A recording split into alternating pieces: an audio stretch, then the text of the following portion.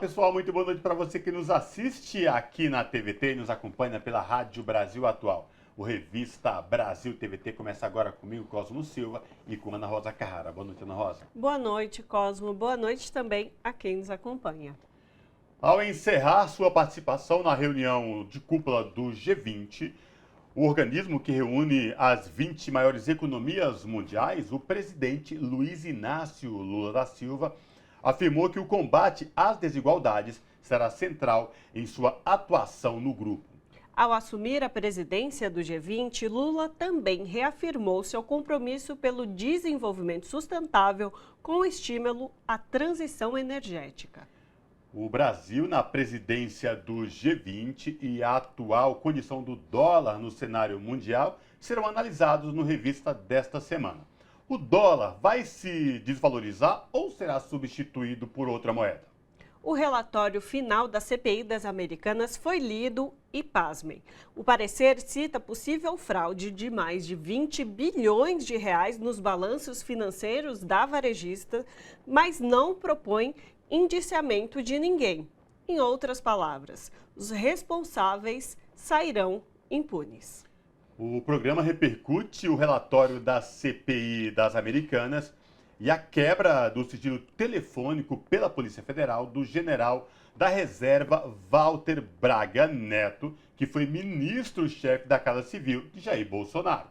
A operação investiga a corrupção na compra de coletes defensivos usados pelos militares em 2018, época em que o general era interventor federal na segurança pública do Rio de Janeiro.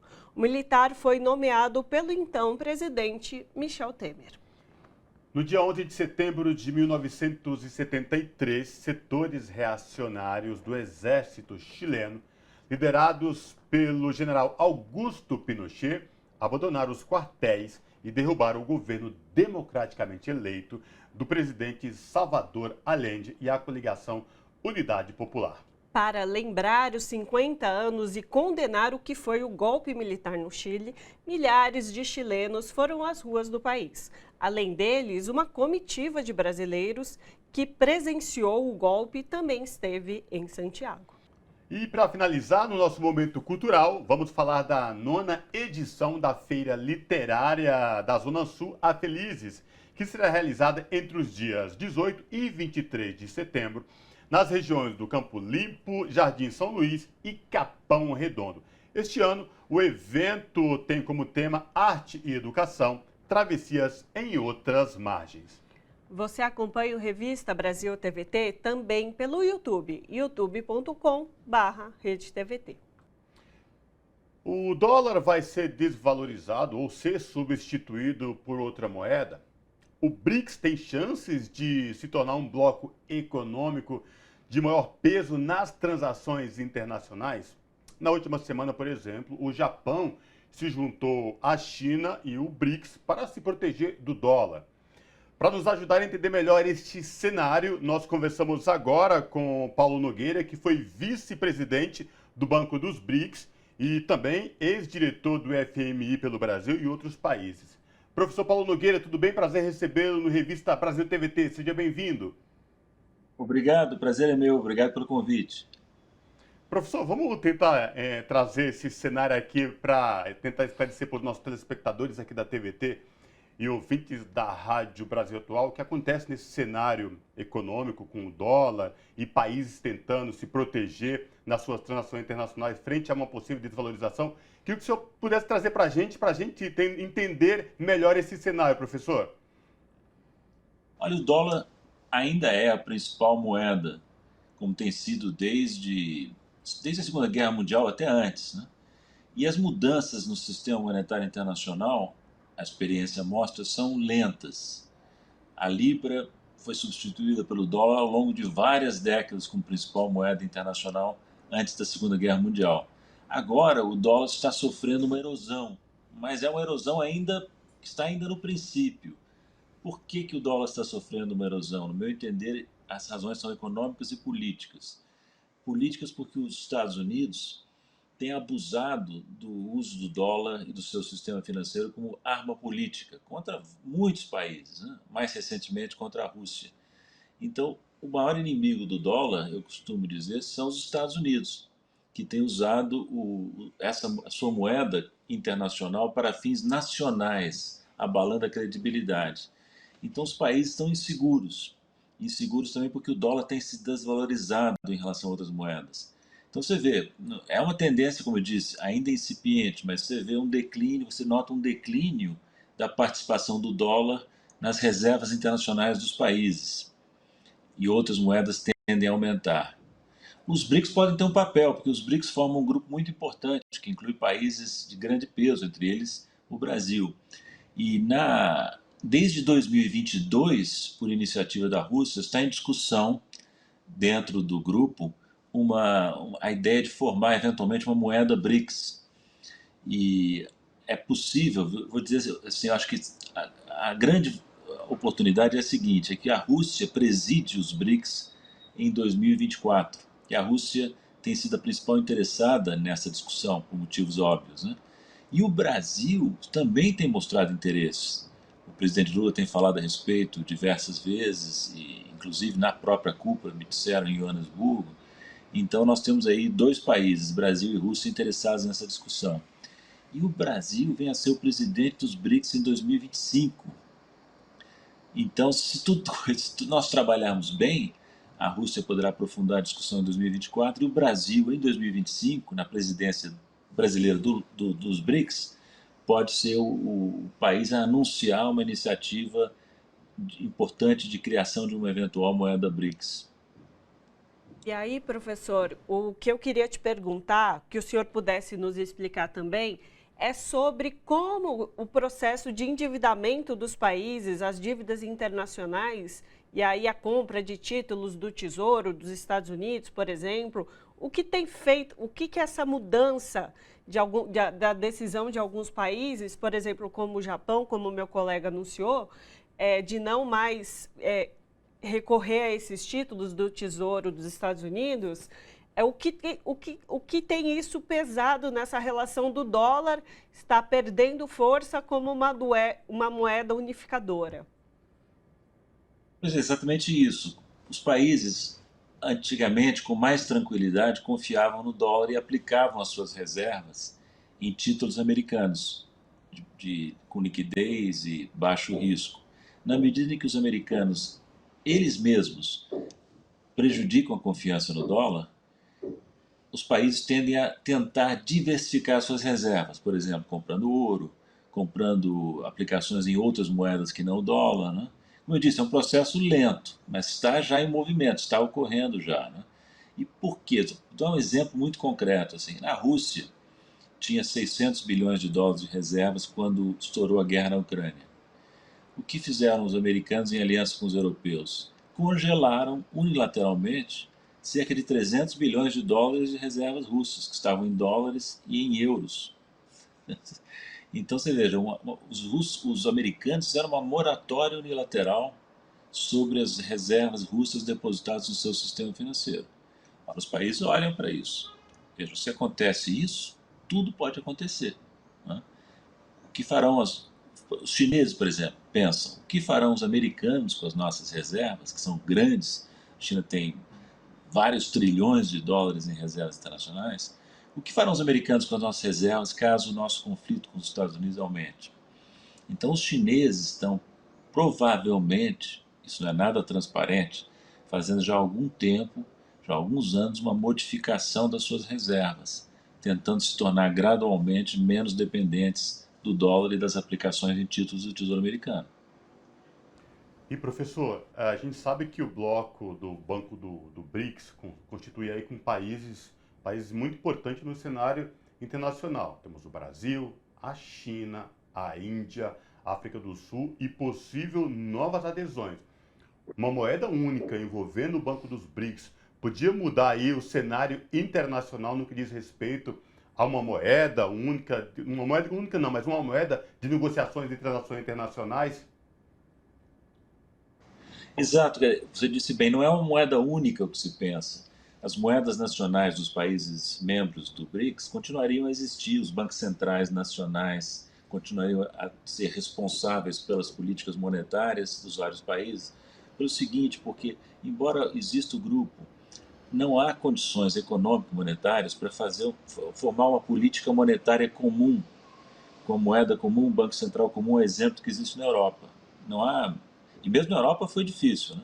Mas entre os BRICS não há essa possibilidade. Então, o que se cogita, na minha opinião, isso aí está ainda muito incipiente, não é uma discussão que tenha sido oficializada, mas entre especialistas brasileiros, russos, de outros países também, e eu estou participando dessa discussão, o que se cogita é a criação de uma unidade de conta, inicialmente, e mais à frente, se tudo correr bem, a criação de um banco emissor dos BRICS, que colocaria em circulação essa nova moeda para fins de transações internacionais.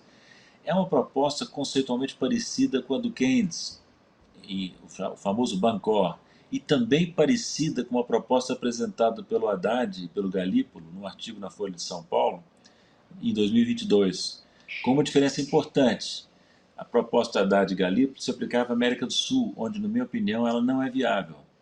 Mas nos BRICS, a mesma estrutura conceitual é mais viável porque são países fortes, com moeda própria, com reservas altas, ao passo que a nossa vizinhança tem reservas baixas, sistemas monetários semi-dolarizados, alguns correndo risco de se dolarizar completamente, como a Argentina, né?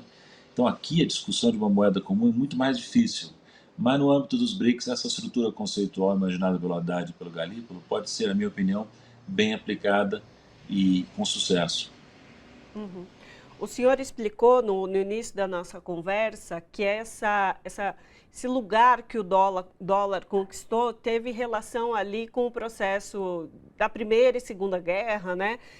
De como a Europa se endividou em dólar naquele período, inclusive, e agora a gente está vendo uma movimentação, poderia-se dizer, diferente disso, né? De não uma moeda única ganhando espaço, mas a gente poderia dizer assim, eu estou pensando nisso a partir da questão de que, por exemplo, China e Rússia já comercializam sem o dólar ser a moeda de interligação, né, das transações econômicas. E aí existe uma discussão de uma moeda comum, mas ainda não é, digamos, a realidade.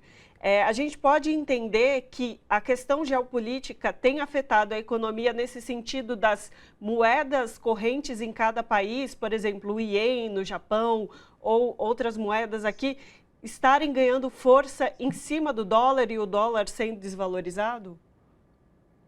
De novo, é um processo incipiente, mas o que está acontecendo? Países como a Rússia e a China estão transacionando diretamente nas suas moedas nacionais, dispensando a passagem pelo dólar. Isso reduz o custo de transação e reduz o risco político.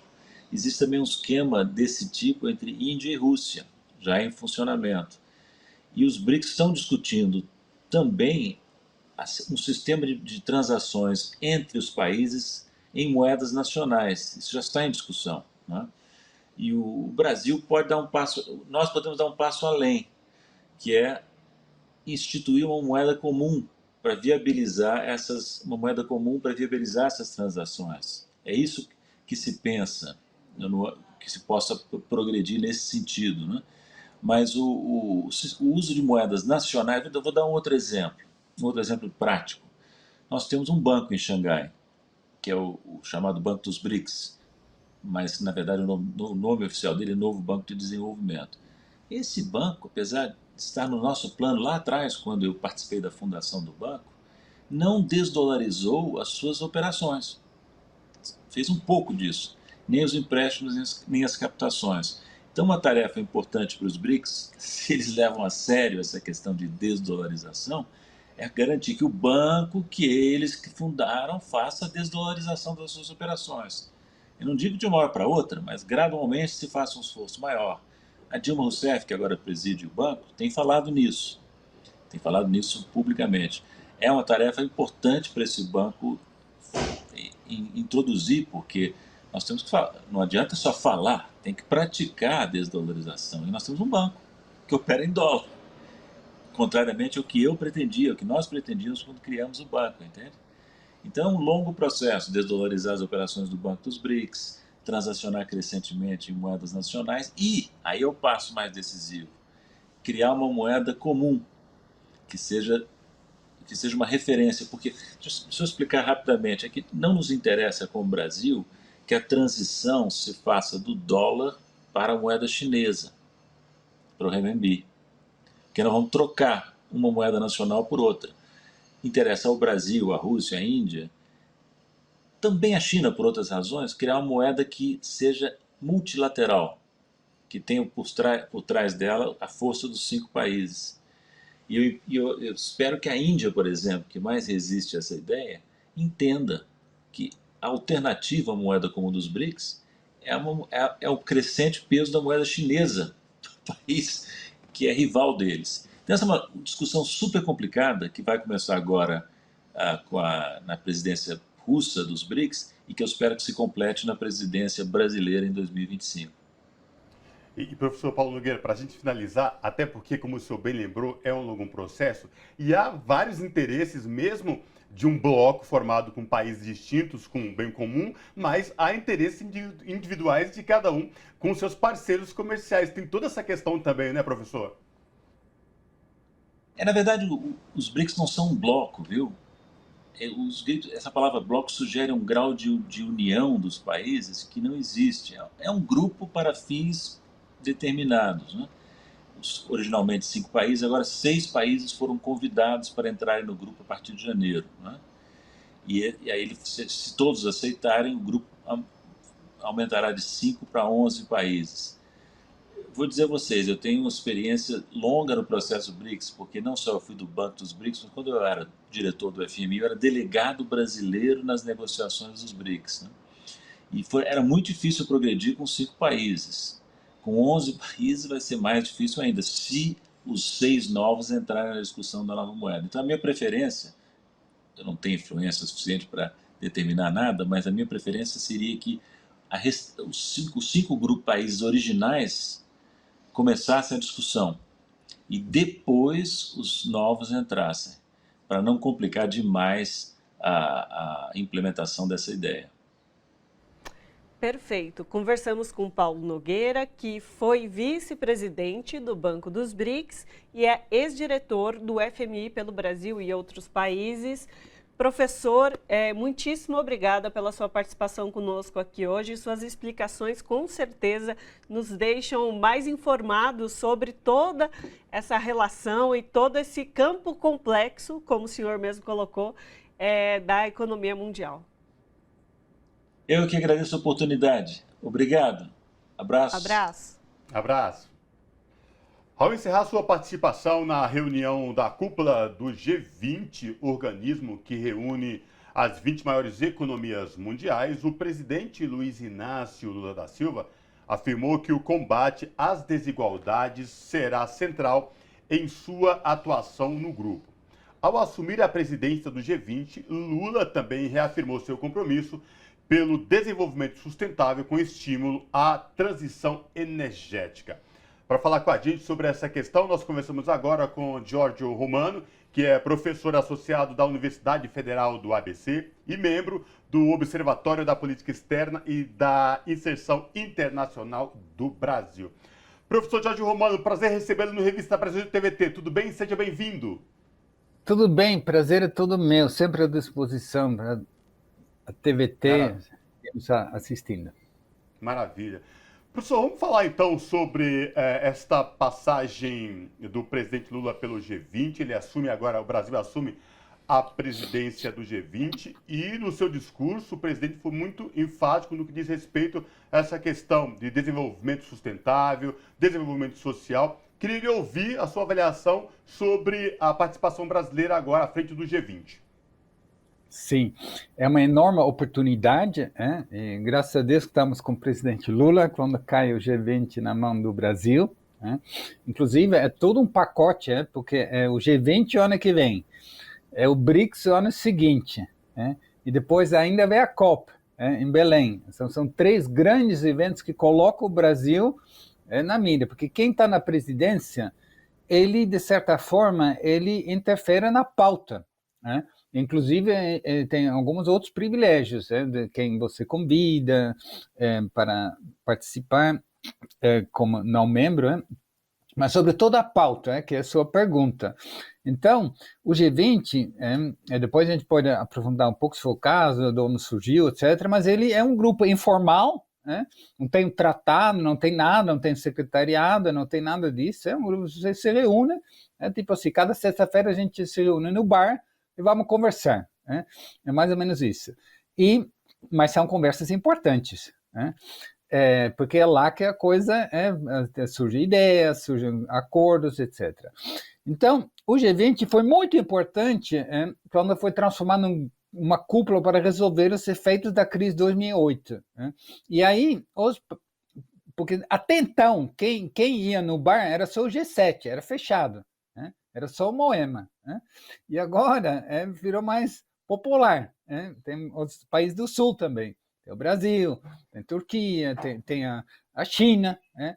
E esses países falam, tudo bem, a gente vai ajudar a superar a crise, porque também é de nosso interesse, mas precisa mudar algumas coisas nessa governança internacional, de como o FMI funciona, etc, etc. Então, foi aí que surgiu, na mesma época de 2009, surgiu o BRICS. Essa relação é direta.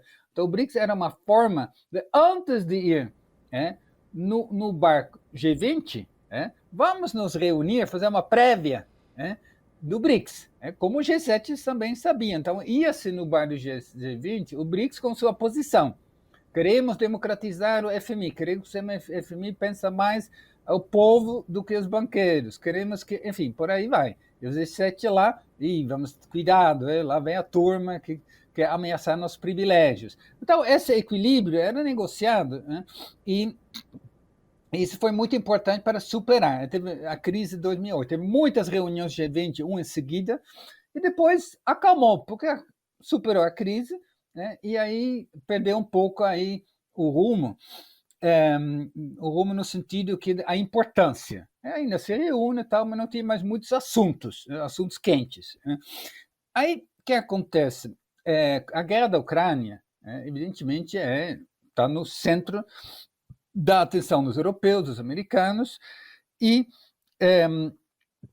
nesse ponto, os países do sul global, a proposição do Brasil, mas não só, eles questionaram um pouco essa insistência nessa pauta e deixar de lado o compromisso com outros temas. Então, aí esse G20 G20 é mais ou menos um palco de disputa, quais são as prioridades, o que a gente vai atacar.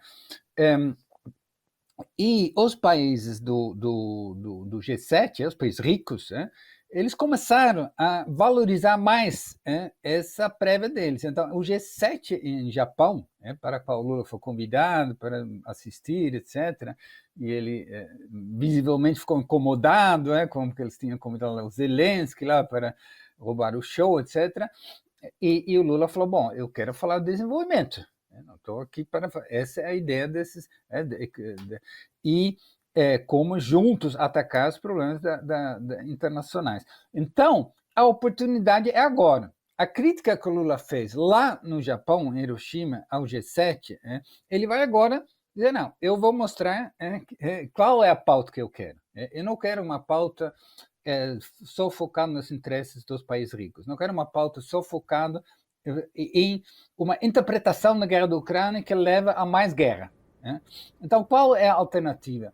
Qual a pauta alternativa? É a pauta de combate à fome, combate à pobreza, um compromisso sério com cooperação para a transição energética.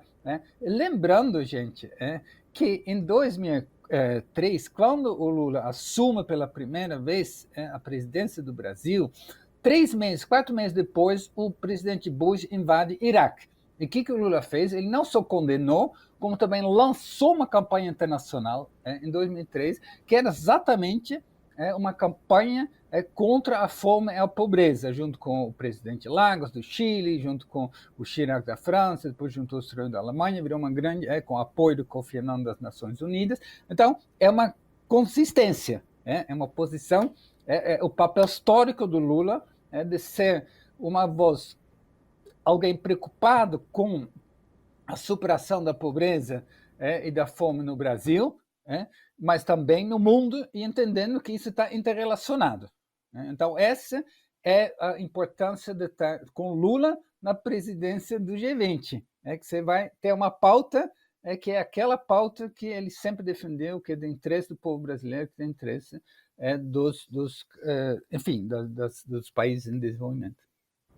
E aí, professor, te escutando nesse momento, você fazendo essa avaliação desse momento em que o Brasil assume a presidência do G20, por exemplo, e o senhor já traz outros coletivos em que o Brasil vai tomando protagonismo, eu te pergunto, o que esse protagonismo que o Brasil vem retomando, diferente do que foi, por exemplo, no governo de Jair Bolsonaro, em que se perdeu muito essas relações internacionais, o que de fato isso muda também no nosso dia a dia aqui para cada um de nós, brasileiros e brasileiras? Qual é o impacto que a gente pode ter dessa macropolítica também aqui para cada um de nós? Bom, por exemplo, se você a presença da guerra e o risco de intensificar a guerra, prolongar a guerra, ele tensiona os preços internacionais de energia, de alimentos, e isso provoca uma inflação, pressões inflacionárias generalizadas, também no Brasil, e quem é rico consegue se defender contra a inflação, e quem é pobre sofre que paga mais. Então, é só um exemplo. Outra questão, nós temos a questão a gente está vendo os enchentes, todos os problemas no mundo todo, quem tem ricos tem mais condições de se defender, embora também sofra muito com as crises climáticas. Um país sozinho, por mais que o governo Lula se empenha para acabar com o desmatamento, para, enfim, fazer a transição energética, não adianta. Se o resto do mundo não faz, vamos sofrer do mesmo jeito com as crises climáticas. Então, exige cooperação internacional. Então, mas exige cooperação internacional nesses pontos. Então, é por aí que a pauta é tão importante. Outra questão é, por exemplo, a transição energética, ou seja, superar a dependência das energias fósseis, é uma questão extremamente complexa. Não é como alguns pensam, simplesmente apertar um botão e o mundo maravilhoso vai se abrir. Não. Então, exige muita tecnologia, troca de experiências. E, de novo, aqui você precisa de cooperação. Então, essas são coisas que devem estar na pauta do G20 e que vão influenciar imediatamente nas condições de desenvolvimento. E, por último, eu diria o seguinte, os países ricos, eles estão empenhados a defender seus privilégios, natural, e isso constrange as possibilidades de um desenvolvimento, de uma reindustrialização do Brasil, Então, as regras, o protecionismo utilizado para esses países também impede desenvolvimento. Se não tem desenvolvimento no Brasil, se a gente não consegue fazer uma nova industrialização, se a gente não consegue aumentar a produtividade do Brasil, a gente não consegue, de forma sustentável, tirar as pessoas da pobreza e superar a condição periférica do Brasil. Então, uma coisa está diretamente relacionada à outra. Professor, nosso tempo está chegando ao fim, mas eu tenho que lhe fazer uma pergunta Já? também sobre esta, infelizmente, professor, sobre a reunião do G20, desta cúpula, porque ela se organizou em meio a outro conflito. O senhor trouxe o exemplo lá atrás de quando o presidente Lula assumiu, da guerra do Iraque, a invasão, e esse G20 ele foi organizado com outro conflito realizando Rússia e Ucrânia. Mas, desta vez, nesse encontro do G20, no documento, em nenhum momento veio algo especificamente sobre esse conflito, o que pode sinalizar uma preocupação de realmente se buscar um acordo de paz para esse conflito. É isso mesmo, não é? Eu queria lhe ouvir sobre essa questão. Muito, muito bem. De fato, você pode ter certeza que o Zelensky deve ter ficado bem chateado com essa declaração final, ainda mais comparado com o do ano passado. O que acontece?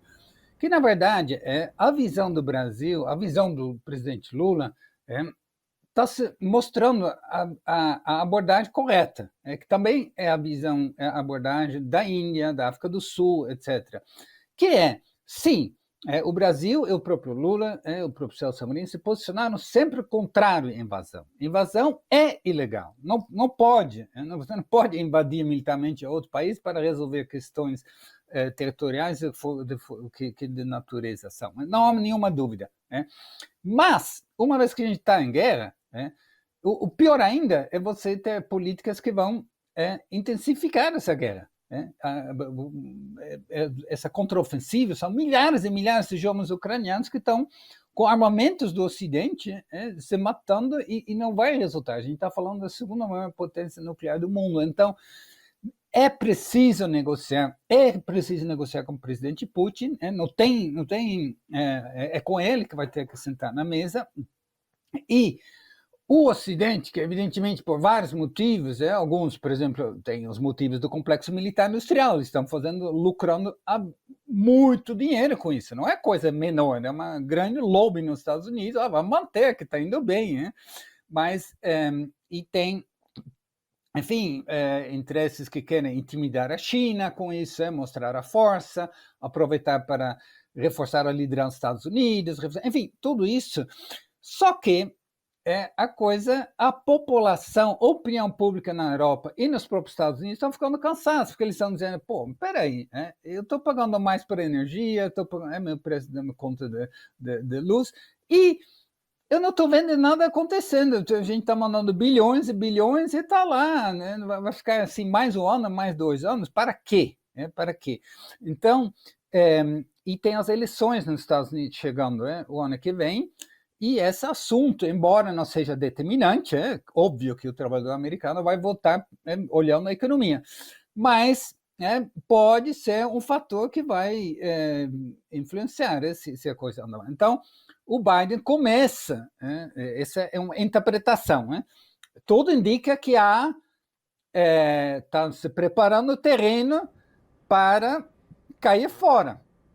E por isso que eu sempre falo, os Zelensky deveriam olhar um pouco na história. Muitas pessoas que achavam que eles estavam numa boa com o apoio dos Estados Unidos, o quanto precisar, essa frase, até a gente está junto com você, em tudo que precisar. O presidente da Vietnã do Sul pensava isso, o presidente do Afeganistão pensava isso. Bom, quando vem os interesses dos Estados Unidos, o interesse do capitalismo estadunidense, se precisar, tira o tapete. Então, o Zelensky, se eu poderia dar um conselho, escuta um pouco mais o Lula, o Modi, enfim, o Ramaphosa da África do Sul, para criar uma alternativa e sair fora. É claro que o Putin na Rússia também tem que fazer concessões, evidentemente, mas é totalmente inimaginável. O que é necessário que se pare essa lógica de intensificar a guerra, mais armas, e achar que você pode derrotar a Rússia. Óbvio que os Estados Unidos sabem que não pode. Inclusive, eu estava, alguns meses atrás, na Alemanha, falando com pessoas, inclusive do governo, do Ministério da Defesa. Eu perguntei para eles, vocês acham realmente que vocês podem derrotar a Rússia? Ele falou que não. Eu falei, então, por que continuar com essa política? Porque senão parece que a Rússia ganha. Ou seja, é uma questão muito delicada e que exige muita vontade de chegar a uma paz. E essa vontade, eu acho que, de certa forma, indiretamente, se você pauta a questão do desenvolvimento, se você pauta as questões da cooperação sobre sustentabilidade, sobre uma democratização da governança global, como o Lula já anunciou que essa vai ser o centro do G20, a questão das desigualdades em todas essas esferas, você vai contribuindo realmente com a paz também na Ucrânia. Perfeito. Conversamos com o Giorgio Romano, que é professor associado da Universidade Federal do ABC, conhecida UFABC, e membro do Observatório de Política Externa e da Inserção Internacional do Brasil, o OPEB. Professor, muitíssimo obrigada pela sua participação. Prazer escutá-lo aqui no nosso programa de hoje. Muito bem, bom trabalho para você, sempre à disposição. Conto com a Federal do ABC. Abraço. Abraço, professor. No dia 11 de setembro de 1973, setores reacionários do exército chileno, liderados pelo general Augusto Pinochet, abandonaram os quartéis e derrubaram o governo democraticamente eleito do presidente Salvador Allende e a coligação Unidade Popular. Para lembrar e condenar os 50 anos do golpe, milhares de chilenos foram às ruas do Chile. Além deles, uma comitiva de brasileiros que presenciou o golpe em 1973 também esteve lá em Santiago. Para falar com a gente sobre os atos e manifestações que relembraram o golpe no Chile, nós conversamos agora com Silvia Uitaki, que é advogada, diplomata aposentada, foi assessora da Comissão Nacional da Verdade, viveu exilada no Chile de 70 a 1973 e que esteve lá agora nesses atos que relembraram o golpe no Chile. Silvia, prazer te receber aqui no Revista Brasil TVT, tudo bem? Seja bem-vinda. Obrigada, prazer é meu. Silvia, vamos falar então, você viveu no Chile na época do golpe que destituiu Salvador Allende, um governo democraticamente eleito, que trazia aí uma revolução para nós aqui a América do Sul, ele foi deposto. Você esteve lá há 50 anos e agora você voltou junto com os chilenos que relembraram os 50 anos do golpe. O que você pode falar para a gente desta ida no Chile, como que foi reviver tudo isso? Essa ida dessa comitiva para o Chile agora foi uma iniciativa informal, uma ação entre amigos de pessoas de várias gerações que estavam lá no golpe e que começaram a se comunicar por WhatsApp. Vamos lá nas comemorações dos 50 anos, vamos fazer um manifesto de apoio à democracia chilena. Começou uma coisa assim de WhatsApp, virou uma caravana muito maior do que a gente imaginava, com resultados políticos, inclusive, muito mais importantes do que a gente imaginava. Então foi uma felicidade essa volta ao Chile. Para todos nós que estivemos lá, o Chile era uma grande ferida. É uma ferida enorme para as várias gerações. Eu tinha 10 anos apenas no Chile e, no entanto, eu sou marcada pelo golpe do Chile para o resto da vida, como todas as crianças que estiveram lá, como todos os adultos, como todos. Alguns dos brasileiros, eram muitos brasileiros que estavam lá. A gente não sabe o número, não sabe inclusive porque na época, como vinham fugindo da ditadura brasileira, ninguém se registrava na Embaixada Brasileira, obviamente, e os registros que existiam no Chile, para documentação chilena e tudo mais, foram queimados, estavam no Ministério do Interior. Esses arquivos sofreram no bombardeio que houve ao Palácio de La Moneda no dia 11 de setembro, tudo isso pegou fogo. Então, realmente, não há esses registros. Sabe-se que é algo não abaixo de 1.000, entre 1.000 e 4.000 pessoas que vinham de diferentes levas. Teve de exilados no Chile, teve as pessoas que saíram do Brasil exiladas, que trabalhavam no governo Jango, que tiveram que sair do Brasil e acabaram indo lá, trabalhavam muitos em organismos internacionais. E quando ganhou o Allende, ganhou as eleições e se iniciou no Chile essa experiência absolutamente única e especial, que realmente era o socialismo pela via democrática, foi uma coisa. Muitos brasileiros, teve várias outras levas de brasileiros que foram parar lá no Chile, inclusive muitos fugindo mesmo da repressão, estavam sendo perseguidos, então chegaram lá das maneiras mais diversas, um trecho de carro, passa a fronteira de não sei aonde, pega um trem lá, passa a pé, enfim, cada um, pessoas muito jovens, era uma moçadinha que tinha 20 anos, 20 e poucos anos. Depois teve aquelas pessoas que estavam presas aqui nos porões da nossa ditadura e que foram soltas em contrapartida nos episódios dos sequestros de diplomatas. Então teve uma leva deles, os 70 que foram soltos, que foi a última leva solta, foi negociado para que eles fossem para o Chile. Então tinha muitos tipos de exilados, mas todos encontrando ali um ambiente absolutamente único de democracia, de construção de um mundo melhor, não isento de tensões, de contradições, de dificuldades, mas certamente muito promissor, muito promissor. Muitos relatos, testemunhos das pessoas é que muitos nunca tinham vivido propriamente a democracia, porque no Brasil já fazia quase uma década, né, que estávamos em ditadura. Então as pessoas foram para lá, muitas não tinham sequer conhecido ainda a democracia. E o que nós vivemos lá, então, foram anos de incríveis. Foram anos nos quais, em termos políticos, o programa do Salvador Allende era um programa muito avançado, muito avançado.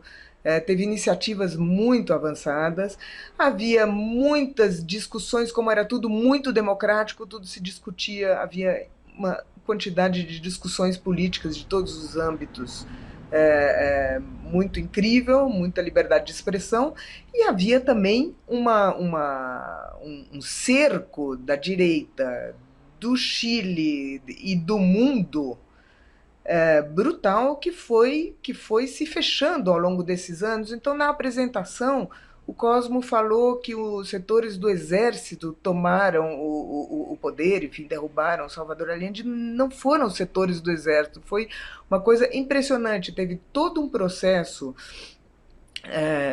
antes de chegar ao golpe, de asfixiar a economia, teve um processo de criar condições para o golpe e de criar dificuldades para o processo chileno, que foi muito sentido lá. Aqueles anos do Salvador Allende foram anos de dificuldade. Havia, por exemplo, os caminhoneiros faziam lockout, né, para comprometer o abastecimento de alimentação.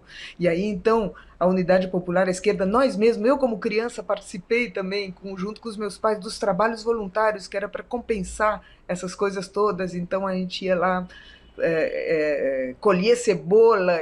Lembranças que eu tenho, por exemplo, de trabalhos voluntários para colher cebolas que estavam apodrecendo no campo, porque não tinha como transportar, e de caminhões de lixo que limparam o seu caminhão para ir lá para transportar essas cebolas para compensar esse lockout dos caminhoneiros. Então era um processo realmente muito intenso, no qual todas as gerações estávamos profundamente envolvidos.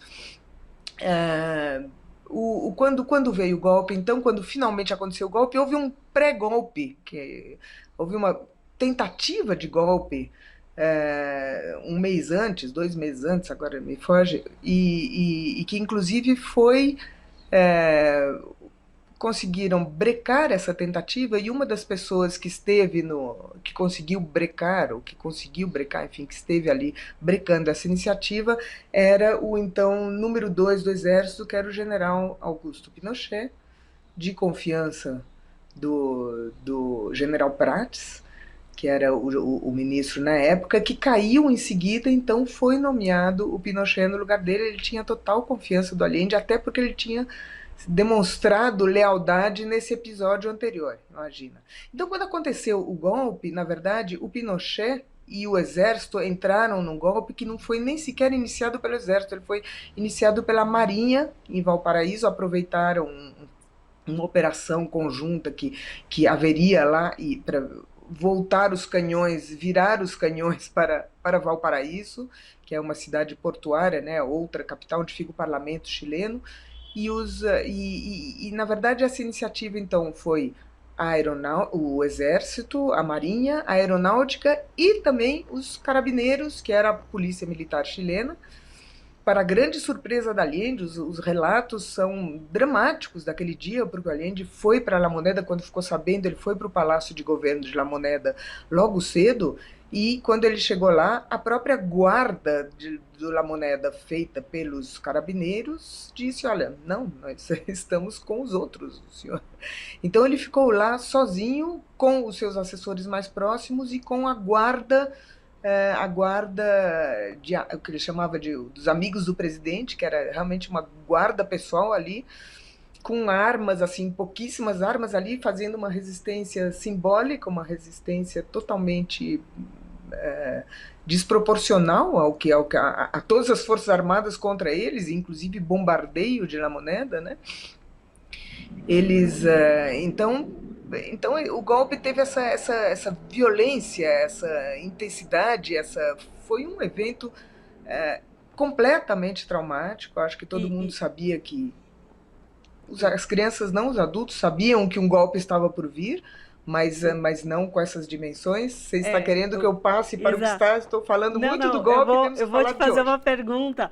Não, muito importante você fazer esse resgate. Eu acho que uma parcela grande de nós brasileiros desconhecemos essa história. É muito importante você trazê-la e relatar assim nesse processo, e que não foi uma questão estanque. Houve todo um prenúncio disso. Há reportagens hoje em dia lá no Chile, e a história toda do Chile dá conta dessa relação, que até outros países estavam envolvidos também nessa condução desse golpe que foi dado contra Allende, e que ele morreu no dia, né, do golpe, 11 de setembro. E aí o que eu queria trazer é exatamente que havia, como você colocou, havia muitos brasileiros exilados no Chile, como você, inclusive com sua família, e que por conta da crueldade, da virulência do processo golpista, também sofreram e foram assassinados nesse processo do decorrer do golpe, que não conseguiram sair de lá para se exilar em outros países. Muitos artistas estavam no Chile e foram para outros países da Europa, por exemplo. Mas o que eu queria te perguntar a partir disso, Silvia, é sobre o ato que aconteceu lá agora, nessa semana, que fez referência a esses brasileiros que foram assassinados ali nesse processo do golpe do Chile. Foi implementada uma placa, né? Queria que você me explicasse, e você foi a pessoa que fez o discurso desse momento, dessa memória, e eu queria que você falasse um pouco dessa emoção que foi aquele momento, que tinham brasileiros, mas tinham chilenos ali naquele local também. Pois não, vou falar disso, mas queria só acrescentar. Sofreram muitos brasileiros. Num primeiro momento, logo depois do golpe, o governo chileno começou a dar anúncios de denunciem os estrangeiros, porque os estrangeiros são representantes do comunismo, que vieram aqui para implantar o comunismo no nosso país. Começou a haver denúncias dos brasileiros pelo simples fato de serem brasileiros, eram caçados, eram perseguidos, vinham na casa, o vizinho denunciava, as Forças Armadas vinham na casa e levavam presos para o Estádio Nacional, que virou um grande campo de concentração. Todos tentavam fugir, quem podia tentava se refugiar em embaixadas de vários países. A embaixada brasileira não só não deu abrigo, não deu assistência, como colaborou com a repressão aos brasileiros. Foram enviados 5 agentes da repressão brasileiros, foram levados ao estádio, recebidos no Estádio Nacional do Chile, onde eles foram interrogar os brasileiros e contam todos os relatos, dar aulas de tortura mesmo para os chilenos. Então, existe também uma questão muito importante ali, que é que os brasileiros que estavam no Chile naquele momento foram perseguidos por serem brasileiros. Muitos conseguiram se refugiar em embaixadas, mas em situações dramáticas, que também das quais existem muitos relatos. 5, na verdade na placa tem 6, porque há um rapaz também que morreu pouco antes do golpe, num desses confrontos de rua em que os fascistas do grupo Pátria e Libertad atiraram e mataram esse rapaz, Newton Rosa. Os outros 5 que estão na placa são brasileiros que foram mortos. Túlio Quintiliano foi retirado da sua casa no dia... Túlio Roberto Quintiliano foi retirado de sua casa no dia 12 de setembro, levado a um regimento do qual ele nunca mais apareceu. Nelson de Souza Cole também chegaram as Forças Armadas na sua casa e levaram ele embora, nunca mais apareceu. Luiz Carlos de Almeida foi levado também pelos militares, era tudo pelo simples fato de ser brasileiro ali naquele momento, naquela confusão, levado e fuzilado à beira do rio Mapote. O corpo foi pelo rio Mapote, que cruza a cidade, nunca mais apareceu. Vânio José de Matos foi preso no Estádio Nacional. No Estádio Nacional ele teve um problema de saúde grave que evoluiu numa peritonite, e embora todos os médicos, tinha médico brasileiro, tinha médico chileno pedindo para as autoridades do estádio: esse homem precisa de um atendimento médico. Não lhe foi dado atendimento médico, ele foi levado ao hospital de campanha do Estádio Nacional quando era tarde demais e morreu ali.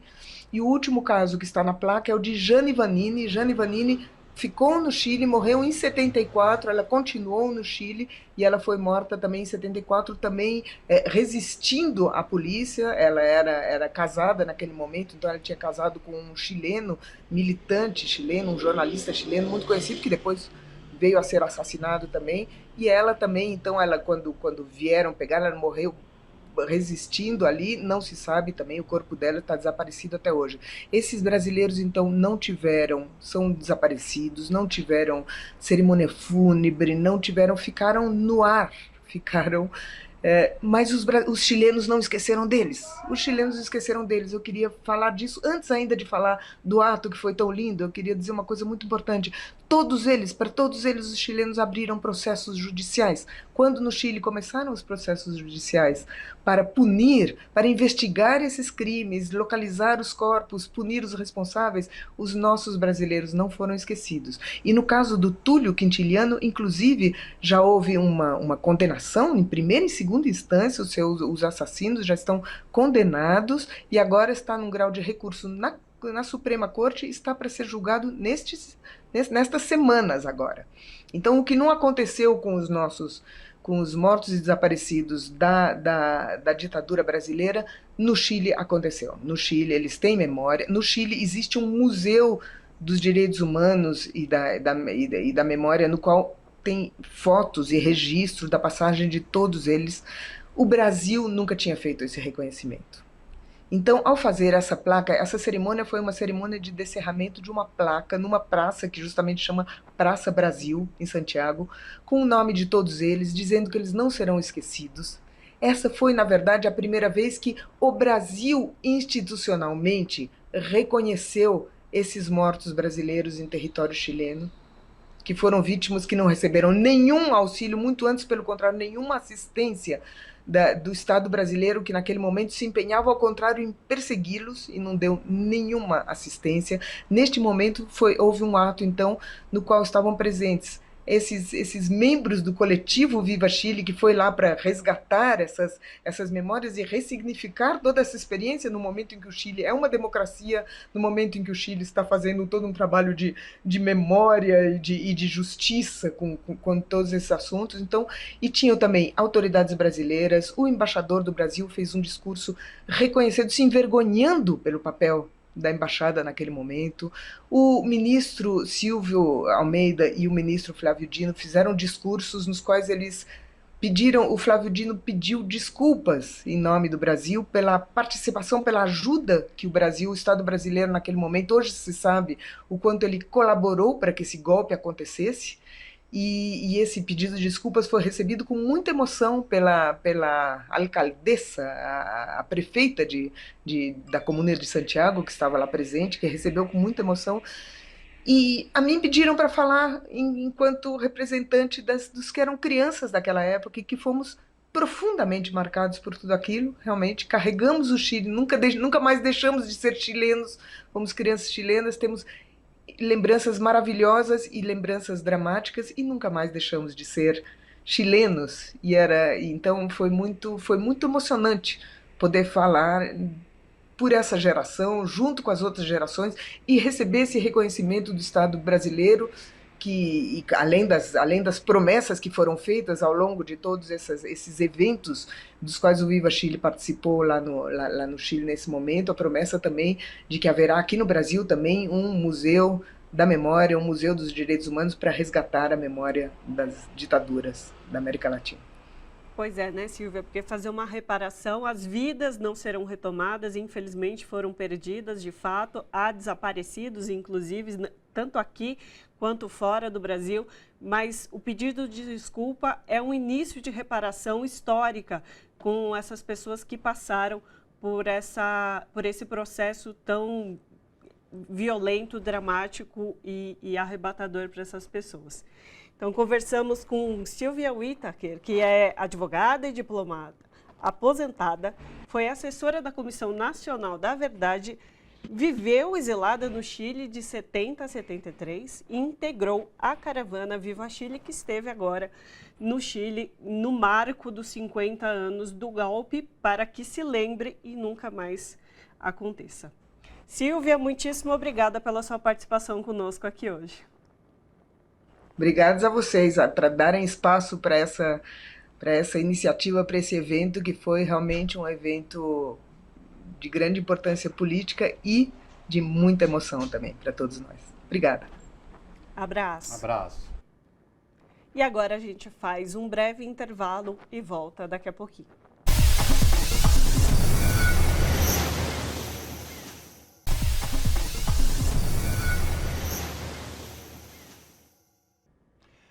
O relatório final da CPI das Americanas foi lido e, pasmem, o parecer cita possíveis fraude de mais de 20 bilhões de reais nos balanços financeiros das lojas americanas, mas não propõe o indiciamento de ninguém.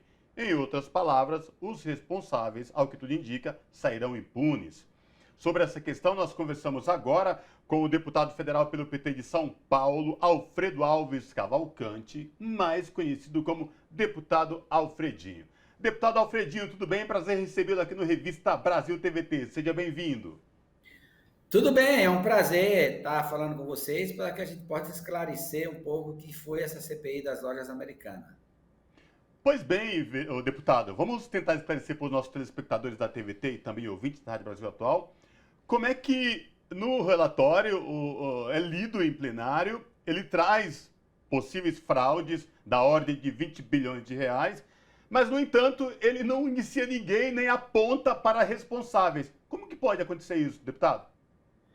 Olha, em primeiro lugar, eu saio dessa CPI decepcionado, porque a gente foram mais de 2 meses de CPI e fazendo-se a apuração, e a gente que é deputado, que tem um tempo tão corrido, na minha opinião, a gente ficou todo esse tempo e foi uma perda de tempo, na verdade.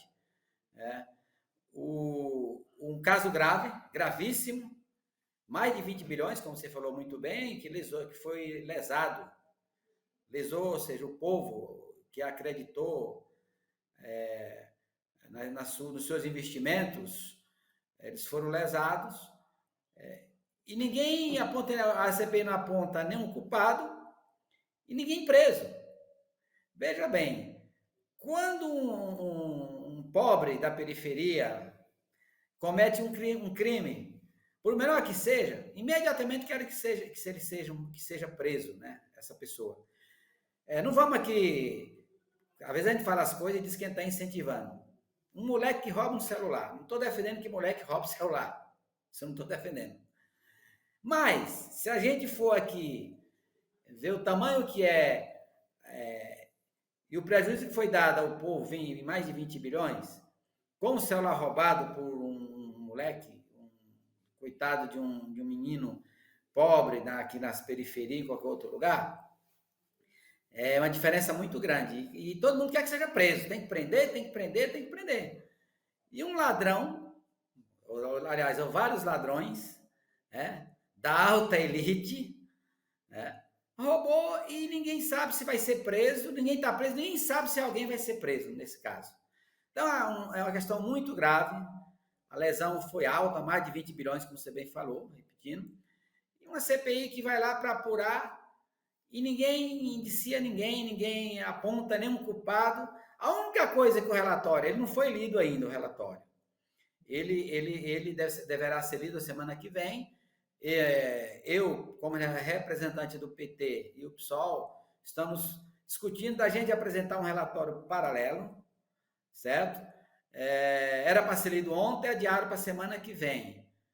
Mas eu sou decepcionado pelo tempo que a gente gastou com essa CPI. Todos os grandes dirigentes lá das lojas americanas que foram na CPI, todos protegidos por liminar ação judicial, e ficaram todos eles em silêncio sem falar nada, né? E eu ficava olhando, o que eu estou fazendo aqui? Se eu vim aqui para interrogar pessoas que tá vindo aqui para esclarecer fatos graves, e ninguém fala. Então, acho que a gente tem que achar um outro jeito de CPIs para que elas possam apurar aquilo que elas se propõem de fato e a gente não fique perdendo tempo. A única coisa que o relatório vai apontar são projetos de leis para poder se precaver no futuro esses fraudes. Eu não estou contente com isso. Estou muito decepcionado, para falar a verdade. E, deputado, enquanto a CPI acontecia, haviam algumas matérias que saíam dizendo que o relator, foi o Carlos Chiodini, que ele tentava ali preservar a credibilidade da empresa varejista. E aí eu te pergunto, essa tentativa do relator de preservar a credibilidade da varejista também passou aos acionistas, que a gente sabe que estão entre os mais ricos do Brasil, e aí a tentativa de manter essa credibilidade blindou essas pessoas de serem, de serem responsabilizadas pelo crime que aconteceu nesse lugar das lojas americanas? Olha, vamos fazer aqui um paralelo entre a CPI das lojas americanas e do MST. Eu não estava na CPI do MST, mas eu acompanhei, mesmo sem ser membro, eu acompanhei algumas sessões dessa CPI. Na CPI do MST, o presidente, o relator, Nossa Senhora, eram os radicais. Parecia que eles estavam ali interrogando pessoas ladronas. E nós sabemos que o MST não rouba ninguém. O MST é um movimento social que defende que os trabalhadores têm o direito de ter terras para poder produzir. Nessa CPI, isso que você está falando, você tem razão. A imagem que passava que tanto o presidente como o relator queria preservar os grandes dirigentes, porque as perguntas eram muito, digamos assim, era muito mamão com mel, sabe? Momento algum você via o relator ou o presidente pressionando, sendo duro com aquelas pessoas que iam ali, sendo duros. Então eu ficava pensando comigo mesmo, por que lá na CPI do MST eles são tão radicais, são tão duros? Qualquer tipo de fala que possa constranger algum deles lá, já começa a ameaçar prisão. Eu falo dos membros lá da CPI que estavam lá. E essa aqui é mamão com açúcar? Que é isso? Então, a impressão que passa realmente nessas sessões que aconteceram da CPI é que o relator e o presidente não estavam muito interessados em aprofundar o tema e preservar os dirigentes que foram ali. As pessoas que falaram lá e que disseram a verdade não eram dirigentes das americanas. Foram pessoas que foram lesadas, coitadas, foram lá para defender os seus direitos. E o que falou mais a verdade foi eu esqueci o nome aqui, mas ele foi ex-dirigente, ele ficou lá por pouco tempo. Né? Ele ficou, se eu não me engano, acho que não ficou 60 dias, percebeu que havia algo de errado em tudo aquilo e saiu. Ele falou a verdade. Inclusive citando pessoas aí do alto escalão das americanas. Por que os controladores, por exemplo, das americanas não foram convocados? Por que a empresa auditora que fez a auditoria, que constatou todo esse rombo, não foi prestar depoimento? O que aconteceu?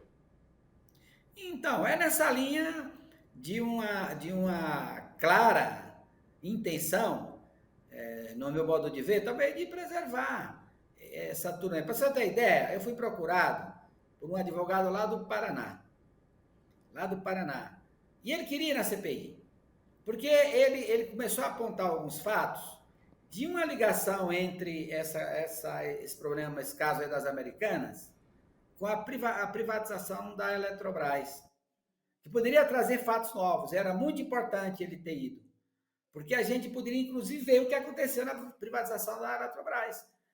Porque o tal do CEL, das americanas, segundo o advogado, estavam também envolvidos na privatização da Eletrobras. E aí eu tentei, mas aí Me disseram que não daria mais tempo, porque o relatório estava sendo já concluído e que não ia prorrogar a CPI. E foi o que aconteceu. A CPI não foi prorrogada, ela se encerrou. Deve ser a semana que vem ser apresentado o relatório. E o relatório é esse aí que vocês todos têm conhecimento, não aponta nada.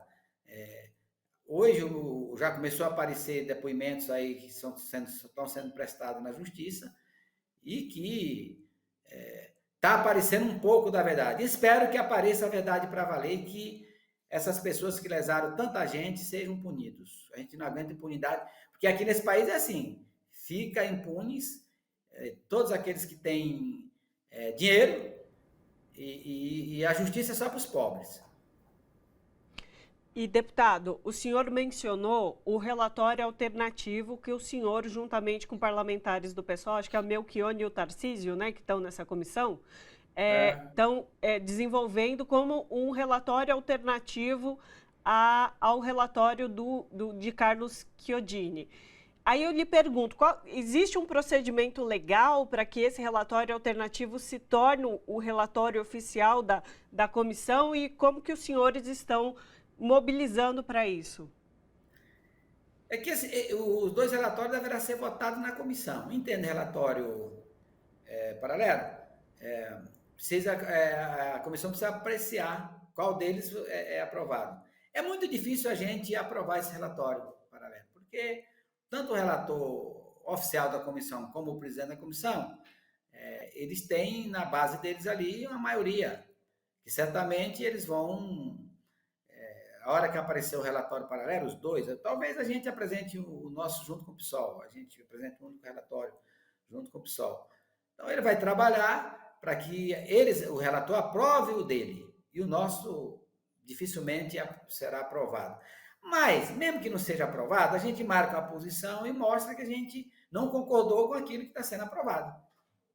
Esse, pelo menos, é digamos assim, não digo um alívio, mas pelo menos é uma satisfação para nós de mostrar que a gente procurou fazer o máximo possível para que saísse um relatório diferente e, infelizmente, poderá sair esse relatório que o relator deverá apresentar. De fato, mostrar, pelo menos, que a CPI não pode se tornar um elemento inócuo que não tem nenhuma responsabilização para as pessoas envolvidas no caso, né, deputado? Conversamos com o deputado federal Pois não. Não, diga isso que você está falando mesmo. É isso que você está falando mesmo. Duas CPIs lá, que a gente... A diferença de duas CPIs importantes que aconteceram lá, 3, aliás. A dos atos de 8 de janeiro e a do MST. E o comportamento nas duas CPIs de 1º de 8 de janeiro e do MST era muito diferente.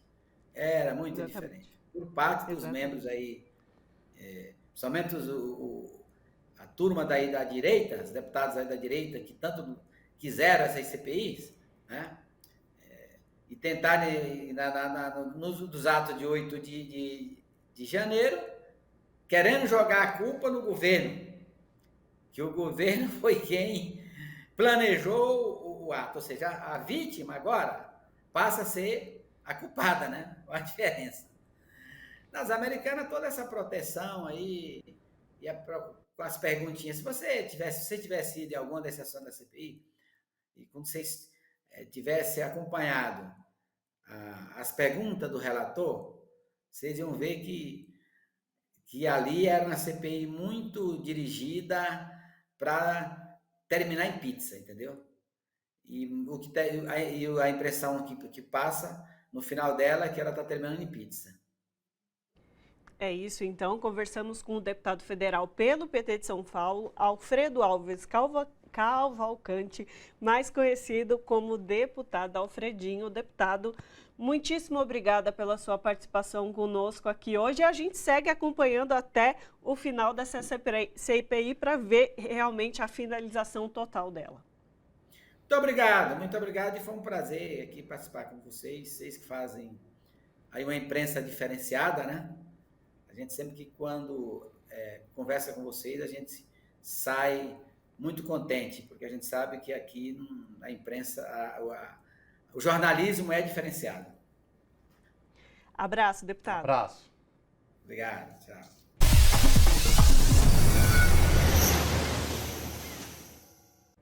De volta com Revista Brasil TVT, aqui na TVT e também na Rádio Brasil Atual.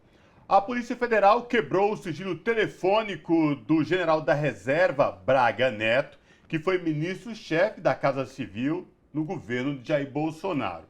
A operação investiga a corrupção na compra de coletes defensivos usados por militares em 2018, época em que o general era interventor federal na segurança pública do Rio de Janeiro.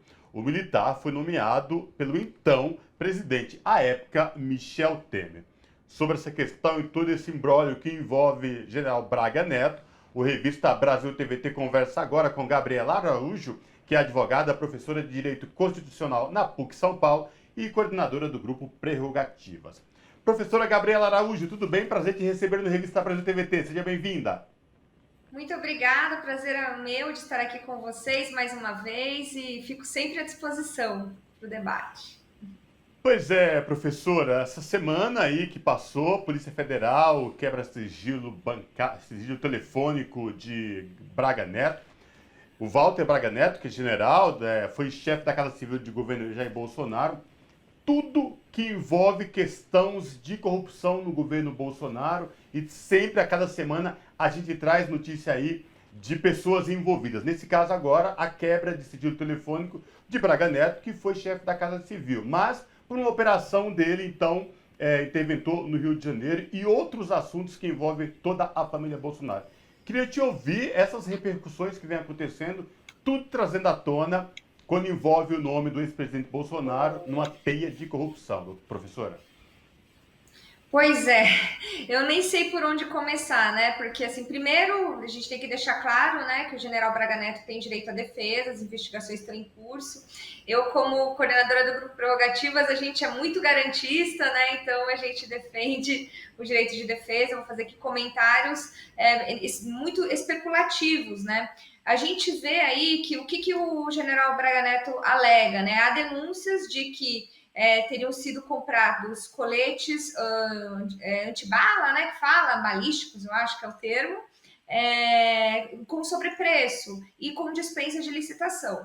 E ele alega o seguinte, e na época ele era interventor, então vamos fazer um recorte. Em 2018, quando as denúncias são referentes ao ano de 2018, quando ele era um interventor federal, né, responsável pela segurança pública no Rio de Janeiro, provisoriamente, nomeado pelo então presidente Michel Temer. Então, nessa época, foram comprados coletes de empresa estrangeira, uma empresa norte-americana, com dispensa de licitação. E o que o general Braga Neto alega? Ele diz, olha, eu consultei o Tribunal de Contas antes, perguntando se era possível comprar esses coletes com dispensa de licitação. De fato, o Tribunal de Contas, anteriormente à compra dos coletes, ele disse o seguinte, olha, em caso de intervenção federal, diante da emergência, é possível que se compre itens com dispensa de licitação, desde que se faça uma tomada de preços, que eles estejam dentro do preço de mercado. Mas, posteriormente, o Tribunal de Contas avaliou que as coisas não foram pelo que a gente tem notícias, né? De que as coisas não foram bem assim. Então, houve sobrepreço na aquisição desses coletes, o que não justificaria. E, além dessa questão dos coletes, né, que até o contrato foi suspenso, houve compra de outros itens que foram rejeitados pelo Tribunal de Contas, como, por exemplo, camarão para as Forças Armadas, vinho, né, acho que é cajuzinho, aquele doce, né, mel, então, assim, itens de comida de luxo para as Forças Armadas, enquanto com o dinheiro que era para ser utilizado com a segurança pública do Estado do Rio de Janeiro. Então, são denúncias gravíssimas, porque, gente, vamos pensar, a intervenção federal, segurança pública do Estado do Rio de Janeiro é formada pela Polícia Militar do Rio de Janeiro e pela Polícia Civil do Rio de Janeiro. Não serve para comprar comida, né, camarão e bacalhau para general de exército, e não serve também, como há denúncias também, a gente vê, eu não tive acesso ao relatório completo do Tribunal de Contas, vi trechos na mídia, mas a denúncia de que houve reforma, por exemplo, de batalhão, reforma estrutural de batalhão das Forças Armadas, enquanto as UPPs lá não tinham nem cadeira para os policiais sentarem dentro das comunidades do Rio de Janeiro. Então, são denúncias gravíssimas de quando o general Braga Neto era interventor. Gente, se eu estiver me estendendo demais, vocês me interrompam, por favor. Não, pode continuar, professora. Mas, além dessa fase, né, durante a intervenção federal, há uma denúncia quando ele já estava no governo Bolsonaro. Né? Então, ele saiu, 2018 acabou, né, o governo Temer acabou, começou o governo em 2019 de então, presidente Jair Bolsonaro, e o general Braga Neto foi chefe da Casa Civil, foi comandante ministro de Defesa também, né? Então, ele ocupou altos postos no governo Bolsonaro, e então há uma denúncia de que, em 2019, já suspenso o contrato com essa empresa estrangeira, um lobista, que também é vinculado ao general da reserva do Exército, teria anunciado a essa empresa estrangeira que havia uma chance de retomar o contrato por ingerência do ex-interventor Braga Neto, e agora, né, é membro do governo Bolsonaro. Então, é uma teia de denúncias que ele vai ter que responder. É isso que está acontecendo agora. E de fato, né, professora, assim, é uma teia de denúncias, é um emaranhado, se assim a gente pode chamar também, de confusões e de casos de né, a serem investigados de suposta corrupção ou de malversação de dinheiro público, e tudo vai se aproximando muito do clã Bolsonaro, né? Se a gente for pensar em todo esse emaranhado, usando aí um pouco a ideia que a senhora colocou, o cerco está se fechando cada vez mais e se aproximando essas más condutas do próprio Jair Bolsonaro, a gente pode pensar assim? Penso que cada vez está ficando mais difícil para ele se defender, né? E parte disso é por conta da informalidade com que, me parece, ele tratava ali a gestão pública, né? Então, a gente tem agora essas denúncias envolvendo o general Braga Neto, mas a gente tem também denúncias envolvendo, por exemplo, a venda de joias, né? Joias que foram recebidas como doações de um governo estrangeiro, que em tese deveriam ser incorporadas ao patrimônio público da União e que foram adquiridas como se fossem presentes pessoais, depois tentar vender nos Estados Unidos. Então, assim, são tantas as denúncias, é muito difícil. Eu penso que a defesa, espero que, olha, o advogado do ex-presidente Jair Bolsonaro, espero que ele esteja sendo bem remunerado, porque a defesa dele vai ser muito difícil, tanto de... Né? E aí a gente aqui fica uma lição também, né? Eu como professora de Direito Constitucional, de que é preciso que o poder público, qualquer agente público, que ele haja sempre muito dentro da legalidade, que ele cumpra com padrões, né? A gente fala que o Estado é muito burocrático, mas essa burocracia, infelizmente, é necessária, porque quando não há burocracia, há desvio de dinheiro, há desvio do bem público, e o bem é de todos nós. Então, penso que é mais algo que está chegando cada vez mais próximo, realmente, do ex-presidente Jair Bolsonaro.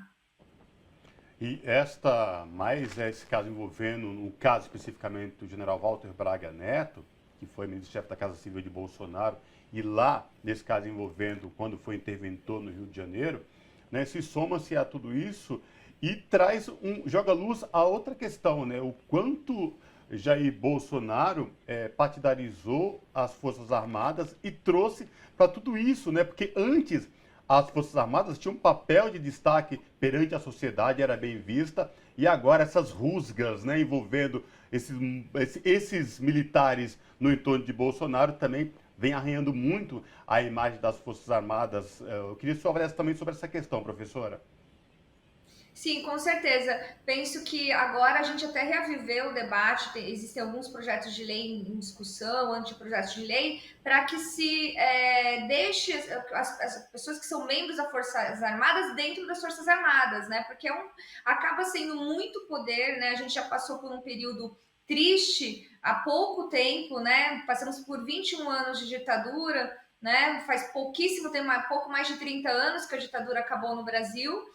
E desde então a gente conseguiu colocar as Forças Armadas dentro da sua institucionalidade, né, para fazer a defesa do país, a defesa da nossa soberania, mas subordinada ao Poder Executivo com uma certa distância. Agora, a partir do momento em que você coloca as Forças Armadas misturada com o Poder Executivo, volta aquele ranço do autoritarismo que nós vivemos no passado recente, no passado sombrio. Então, existem anteprojetos de lei, discussões já na sociedade para que militares na ativa não possam mais fazer parte de nenhum dos demais poderes.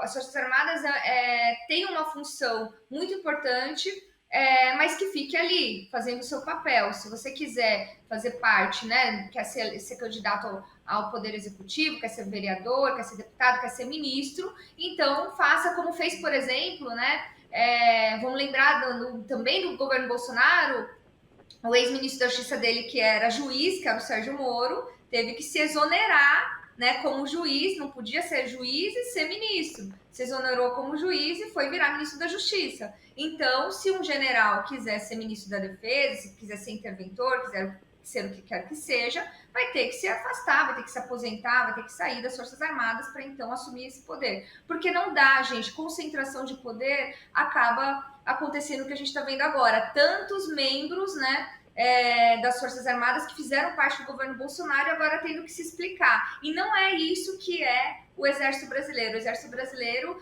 é respeitado, né? É uma instituição que a gente precisa valorizar e que tem uma função muito importante para o nosso país. São poucas as pessoas que acabam manchando a imagem da instituição. E, professora, na verdade, se a gente escarafunchar cada vez mais essas relações, todo esse imbróglio que vai aparecendo, as denúncias, a gente vai achando cada vez mais coisas a serem investigadas e possibilidades de corrupção, enfim, muita coisa ainda a ser desvendada. Mas eu queria falar agora sobre um processo específico que foi o processo dos atos golpistas, que tomou ali o final do ano de 2022 e que culminou no dia 8 de janeiro com um vandalismo ali nos três poderes. Braga Neto está sendo convocado a depor na CPI dos atos golpistas na próxima semana, na terça-feira, se eu não me engano, dia 19. E aí eu pergunto para a senhora, os militares, parte deles, como a gente já colocou, não são todos, né?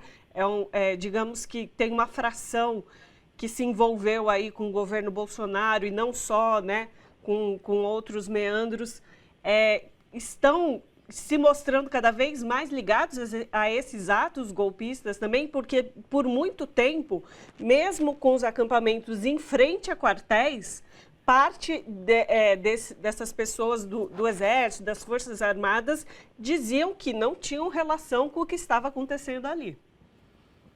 Pois é, agora estão começando a aparecer algumas evidências de que parte desses militares estavam cientes do que estava acontecendo e estavam, de alguma forma, colaborando ou, no mínimo, se omitindo com relação aos avanços, né, de planejamento contra o Estado Democrático de Direito, contra as instituições. Isso é gravíssimo, porque a função das Forças Armadas é justamente proteger as instituições, né? E aí é uma corrupção tão grave quando um membro, né, de um poder que deveria estar protegendo as instituições, né, se alia aos golpistas, né, a pessoas que são contra a democracia. É tão grave esse tipo de corrupção que a gente está vendo aí, né, civis estão sendo condenados pelo Supremo Tribunal Federal com penas altas. Imagine só o que vai acontecer caso se descubra que membros das Forças Armadas também estejam envolvidos, né? Mas eu acho importante,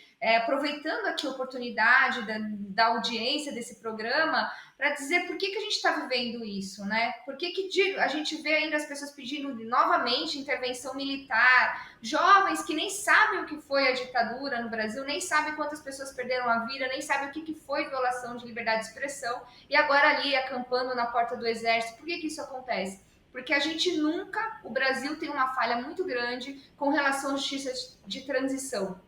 Diferentemente do Chile, da Argentina, em que generais que participaram ativamente da ditadura militar, em que torturadores que agiram em nome do Estado, né, oprimindo civis, foram julgados e condenados, no Brasil isso nunca aconteceu. Somente o coronel Ustra, que foi reconhecido pela justiça brasileira como torturador, mas nunca foi penalizado por isso, e a gente viu no que deu, né? A pessoa que homenageou o coronel Ustra no dia do impeachment da ex-presidente Dilma, depois foi eleita presidente. Então a gente precisa tomar isso como lição. Eu acho que agora o Supremo Tribunal Federal está agindo, a CPI dos atos de 8 de janeiro está agindo para punir os responsáveis pelo 8 de janeiro. Acho importante isso, mas acho que é importante a gente começar a olhar para frente. Precisamos pensar em justiça de transição, em memória, verdade e justiça, em recuperar os nossos jovens, o que foi a história deste país. E também pensar numa reestruturação da segurança pública.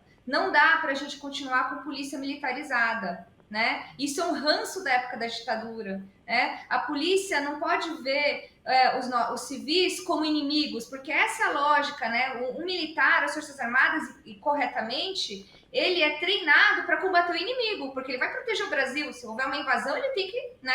É essa a lógica. Agora, o policial não. O policial, ele tem que acolher a população, ele tem que proteger a população, ele tem que prestar um serviço à sociedade. Nós não somos inimigos dos policiais.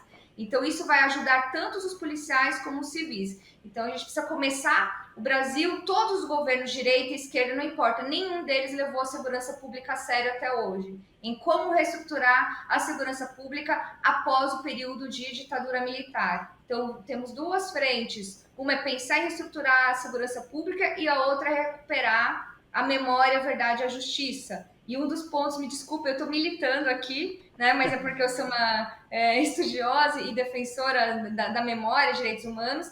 A gente tem em São Paulo, na cidade de São Paulo, o maior centro de tortura, né, o prédio onde foi o maior centro de tortura que mais pessoas morreram durante a ditadura militar, que é o antigo DOI-CODE, fica na Rua Tutóia. Ele está há 10 anos tombado já como patrimônio, né, público pelo Estado de São Paulo, e até hoje não foi construído um memorial lá. Passaram 3 governos, a gente está agora no governo Tarcísio, e ainda não conseguimos construir lá um memorial para que os jovens e para que as futuras gerações saibam o que aconteceu, né, e como que é danoso a gente misturar Forças Armadas, né, com outras funções. As Forças Armadas têm que ficar ali no papel delas de proteger as instituições, e deixa que o Poder Executivo, deixa que o Poder Legislativo e o Poder Judiciário cuida do resto.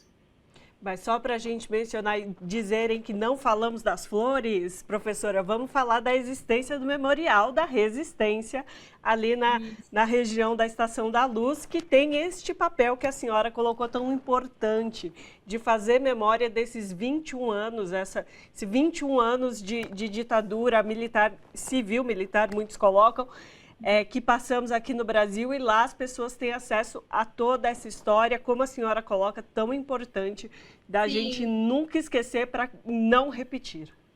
Lá era o antigo DOPS, né? Mas dizem as pessoas que passaram pelo sistema, né? Os que foram perseguidos e presos, que quando eles saíam do DOI-CODE, que era da Operação Oban, que era secreta, quando eles chegavam no DOPS, mesmo sabendo que eles iam sofrer, eles se sentiam aliviados, porque pelo menos lá eles eram registrados. E no DOI-CODE nem isso, eles nem existiam, né?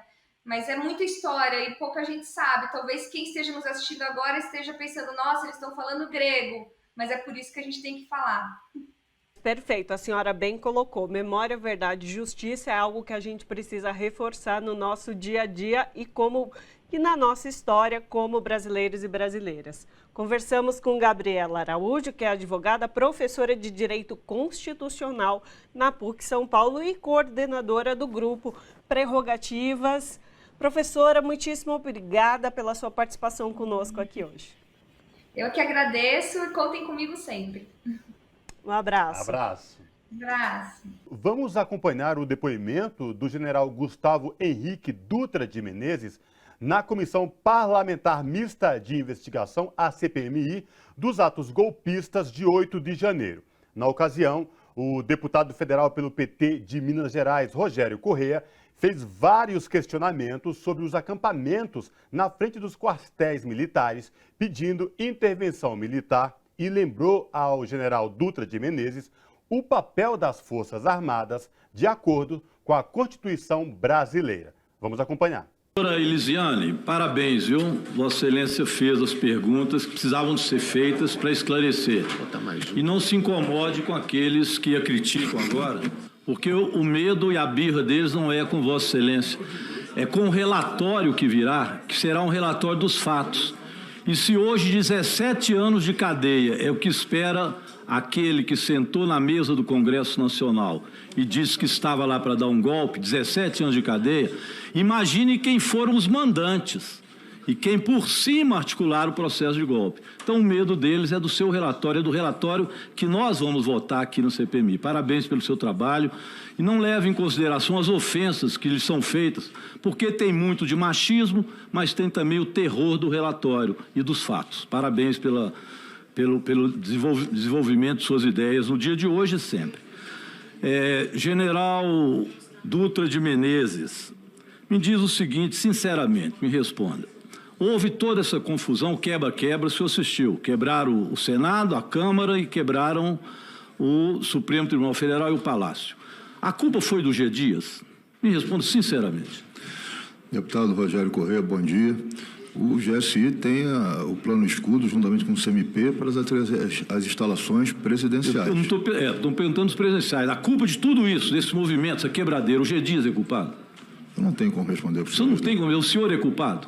Eu não, senhor, deputado. Não é? E o G. Dias é? O senhor não tem como responder. Eu digo da quebradeira toda.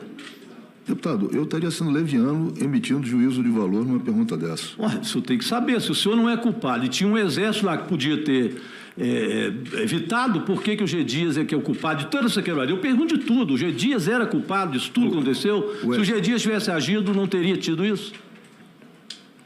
Deputado, a situação... Eu vejo que o senhor tem lado, tá bom. Foi bom saber, quis perguntar isso. Eu faço outra pergunta. O presidente Lula queria que isso acontecesse? Acredito que nenhum brasileiro quisesse que isso acontecesse. Alguém queria, porque aconteceu como o brasileiro não queria. Tanto que fizeram. Eu perguntei para o senhor se o presidente Lula queria, o senhor acha que ele tinha intenção e gostou disso? Acredito que não sou, deputado. Acredita, né? Sim, senhor. O senhor tem lado mesmo. O ministro Dino tem alguma responsabilidade sobre isso? Deputado, o senhor está fazendo perguntas que fogem à minha competência. Não foge. É porque quando eu pergunto ao senhor, por exemplo, o presidente Bolsonaro teve alguma responsabilidade sobre isso? Da mesma linha, foge da minha competência. Mas ele poderia ter evitado e sugerido ao senhor que colocasse o exército, retirasse aquele pessoal de lá. Por que ele não fez? Eu não tenho os motivos, eu não participei, eu não tinha contato. Muito bem, general Gedi, ou general Dutra, muito bem. Eu pergunto para o senhor, e faço essas perguntas iniciais, pelo seguinte. Eu pediria que colocasse uma faixa que está lá, uma foto de uma faixa que está lá no acampamento, por favor. Essa faixa é uma faixa simples, todo mundo já viu, pode aumentar bastante. Generais, confiamos nos senhores, novas eleições já, voto auditável. A relatora colocou várias outras, o senhor passava lá e via essas faixas. Estavam lá em frente do senhor. E essas faixas nós constantemente retirávamos. Retirávamos? Sim, senhor. E qual era a pauta de reivindicações desse movimento? Eram diversas pautas, deputado. Quais que eram as pautas? Tinha as faixas que foram mostradas aí pedindo intervenção federal, pedindo impeachment de ministro do STF, pedindo novas eleições, eram pautas nessa direção. Pautas sociais, alguma reivindicação feita para o senhor? Melhoria das condições de vida? Não, senhor. Reforma agrária? Não, senhor. Não, senhor. Só essas que o senhor disse. Voto auditável, todas elas se referem a um golpe de Estado. O senhor quando dizer isso? Eles não queriam eleições, não queriam os ministros supremos, todas elas eram pautas, portanto, ofensivas ao regime democrático ou não?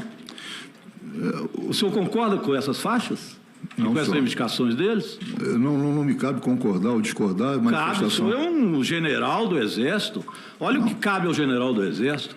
As Forças Armadas, constituídas pela Marinha, pelo Exército, pela Aeronáutica, são instituições nacionais permanentes e regulares. O senhor está de farda, viu? O senhor está aqui de farda. Não devia ter vindo de farda para responder isso. Organizadas com base na hierarquia e na disciplina, sob a autoridade suprema do presidente da República e do presidente da República, o eleito, não é o que perdeu as eleições, não.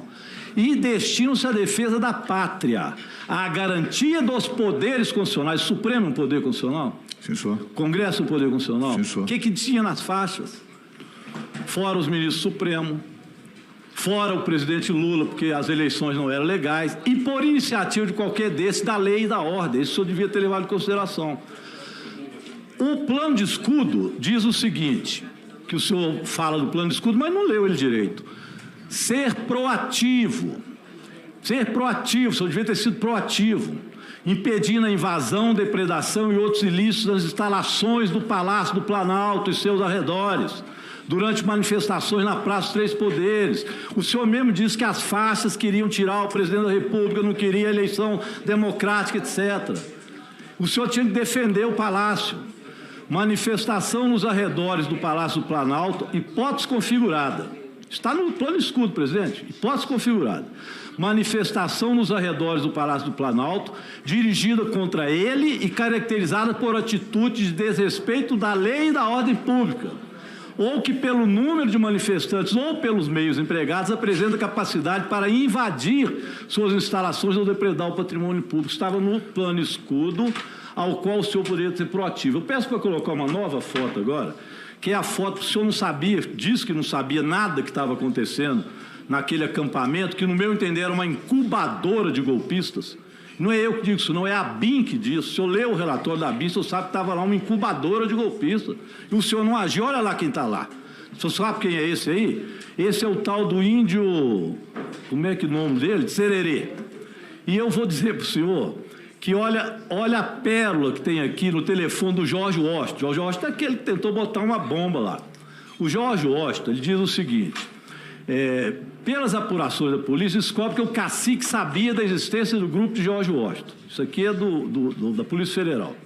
Solange teria participado de algumas reuniões dentro do quartel-general e não foi muito claro quanto à sua participação sobre o uso dos explosivos. No entanto, no diálogo de George, Solange faz algumas citações sobre peças de caminhão. Como dito anteriormente, esse seria o código para se referir aos explosivos.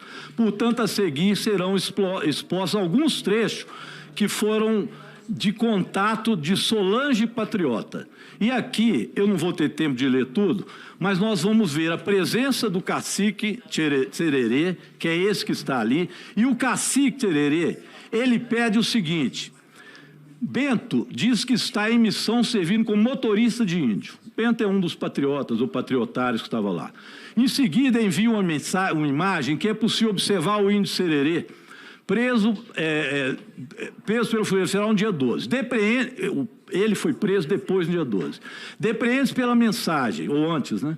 Cacique quer os caques, que Sererê tinha alguma importância nas ações do grupo. Isso dentro lá do acampamento.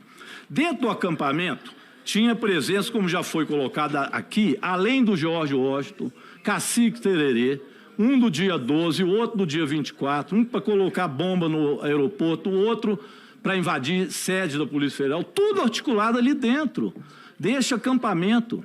Fora disso, tinha os boinas vermelhas e agora até a presença de caques que foram para lá, que falam até dos atiradores que poderiam, já vimos isso aqui na CPI, atirar até no próprio presidente da República, como foi colocado aqui quando vimos Jorge Washington. Tudo isso, general, estava exatamente neste local. E o senhor realmente, mesmo sabendo que poderia ter agido para tirá-los, não fez. Quem disse que poderia tirá-los? O coronel Naime, que esteve aqui, foi colocado ali, dizendo claramente, esteve lá com 500 soldados da PM para retirar, com tudo pronto para retirar, o senhor não retirou. Teve outra vez com 300, o senhor recebeu um telefone, o senhor confessou aqui, do coronel, comandante do Exército. Esse tem que vir aqui também, que falou para o senhor que não era para tirar, porque podia ter algum risco, aí o senhor resolveu não tirá-los. Ou seja, havia toda uma possibilidade de ter retirados de lá e não foram retirados. Então, na verdade, é isto que aconteceu neste acampamento, que o senhor teria a responsabilidade de ter evitado esse golpe. Agora, como o senhor diz aqui, é muito engraçado, não sabe se a culpa é do G-Dias, isso não sabe, não pode dizer. A culpa é de tudo, imagina, mas a do senhor não foi, a do Bolsonaro não foi, mas a do G-Dias pode ser. O senhor tem lado até hoje. Então eu pergunto ao senhor, o senhor não sabe a pauta de reivindicação dele, o senhor disse, era a pauta de golpe, e o senhor não agiu. O senhor não quer colocar responsabilidade a não ser naquilo que hoje dá continuidade. Eu pergunto ao senhor, as eleições foram limpas no Brasil, o senhor acredita nisso? Acredito que sim. Acredita? Sim, senhor. Então, o senhor acha que essas pessoas estavam pedindo o fim das eleições e pedindo um regime militar ou a intervenção não teriam que sair de lá? Elas estavam com manifestações, os órgãos competentes que poderiam determinar a saída do acampamento ou determinar que aquele acampamento era ilegal não o fizeram. A única ordem judicial que houve para a retirada do acampamento foi cumprida integralmente. Eu já aqui termino, meu tempo acabou, mas apenas para dizer o seguinte: o senhor poderia ser tirado. E pelas respostas que o senhor me deu, o senhor é um desses generais que é da tese do golpismo. O senhor é um general golpista. E antes da gente ir para o nosso intervalo, aproveitando esse momento para vocês que estão nos assistindo pela TV Canal Aberto ou pela Rádio Brasil Atual, vai lá no nosso YouTube, youtube.com/redetvt, aproveita, se inscreve se ainda não é inscrito, a gente está com uma meta de bater 1 milhão de inscritos, a gente está bem pertinho, estamos com 997 mil inscritos, então ajuda a gente aí a alcançar essa meta. Em todas as redes sociais, você encontra as páginas da Rede TVT como @RedeTVT. A gente faz um breve intervalo agora e volta daqui a pouquinho.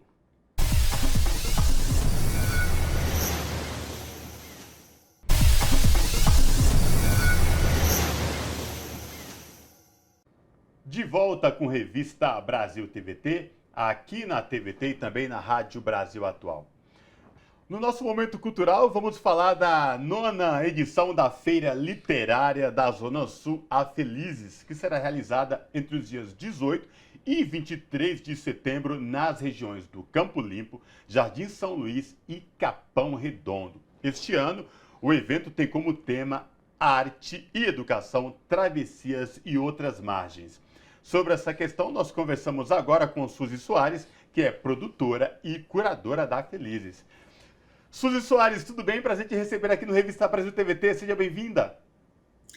Bom dia, prazer é meu estar aqui conversando com vocês, poder falar desse evento que para a gente é tão importante, tão significativo. Agradeço muito a oportunidade de estar aqui. Suzy, uma feira literária que acontece na Zona Sul da capital paulista. E quando a gente fala Zona Sul, a gente tem que mensurar exatamente onde é esta Zona Sul, de que público a gente está falando. Qual a importância de realizar um evento como esse, de trazer literatura, de falar literatura com artistas, com autores dessas regiões? Então, a Zona Sul é uma região muito grande, né, na cidade de São Paulo. Então, é muito pretensioso da nossa parte falar que é toda a Zona Sul, não é. A gente pega uma parte da Zona Sul, então, mais especificamente no bairro do Campo Limpo, Capão Redondo, Jardim São Luís, e também esse ano em Paraisópolis, né? Então, a gente vai espalhando um pouco essa feira. É uma feira que busca valorizar os artistas e os autores periféricos, porque já existem muitas outras feiras que valorizam os autores e esses artistas mais consagrados, e a gente sentia falta de dar esse valor para esses nossos artistas, porque as periferias da cidade de São Paulo e as periferias do Brasil estão repletas de artistas e autores, escritores com muito valor e que às vezes não são reconhecidos. Então, por isso, surgiu essa ideia, que foi idealizada pela Diane Padial, que é uma das nossas curadoras, e desde 2015 que a gente realiza essa feira, então são 9 anos, e são muitas dificuldades, mas a gente se mantém aí. E Suzy, eu queria entender então, a partir desse relato que você traz primeiro, como é que a comunidade local, considerando inclusive que há várias atividades que são feitas em praças, em locais abertos, se relacionam com a feira e qual que é essa troca que é feita com a comunidade também local, que mora ali no bairro? Então, a Feliz, ela percorre vários espaços culturais e educacionais da região.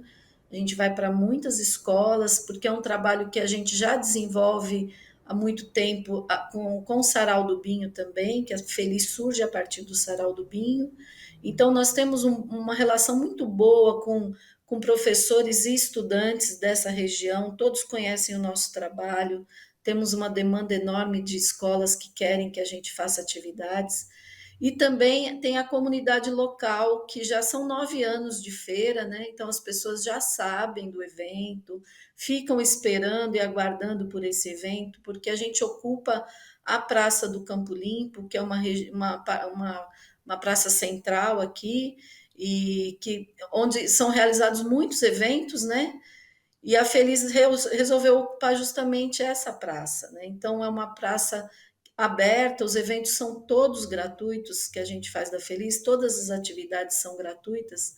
Então as pessoas já ficam esperando, a gente traz artistas e shows muito importantes e consagrados também para a praça, a gente tenta sempre fazer essa relação dos consagrados com os artistas das periferias. Então, se nós construímos uma conversa literária, nós vamos ter um artista, um escritor, um convidado que já tem renome e colocar um dos nossos juntos para conversar.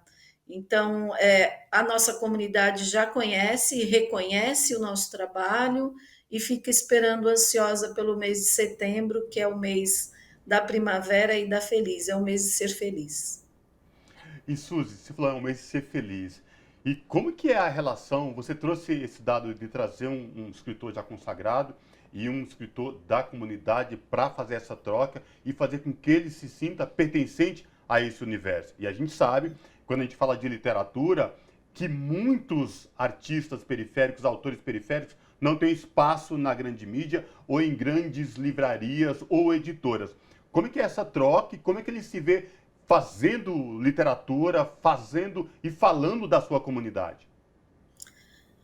Olha, é muito interessante porque esses autores podem não ser valorizados na grande mídia ou em grandes espaços, em grandes feiras e eventos, mas quando esses autores entram dentro de uma escola e ele vai fazer uma troca com os estudantes, ele tem o seu trabalho reconhecido, porque esse estudante vai encontrar uma pessoa que depois ele encontra na padaria, ele encontra na viela, no escadão, e é um cara, uma pessoa, um autor que vai estar falando da realidade desse estudante, né?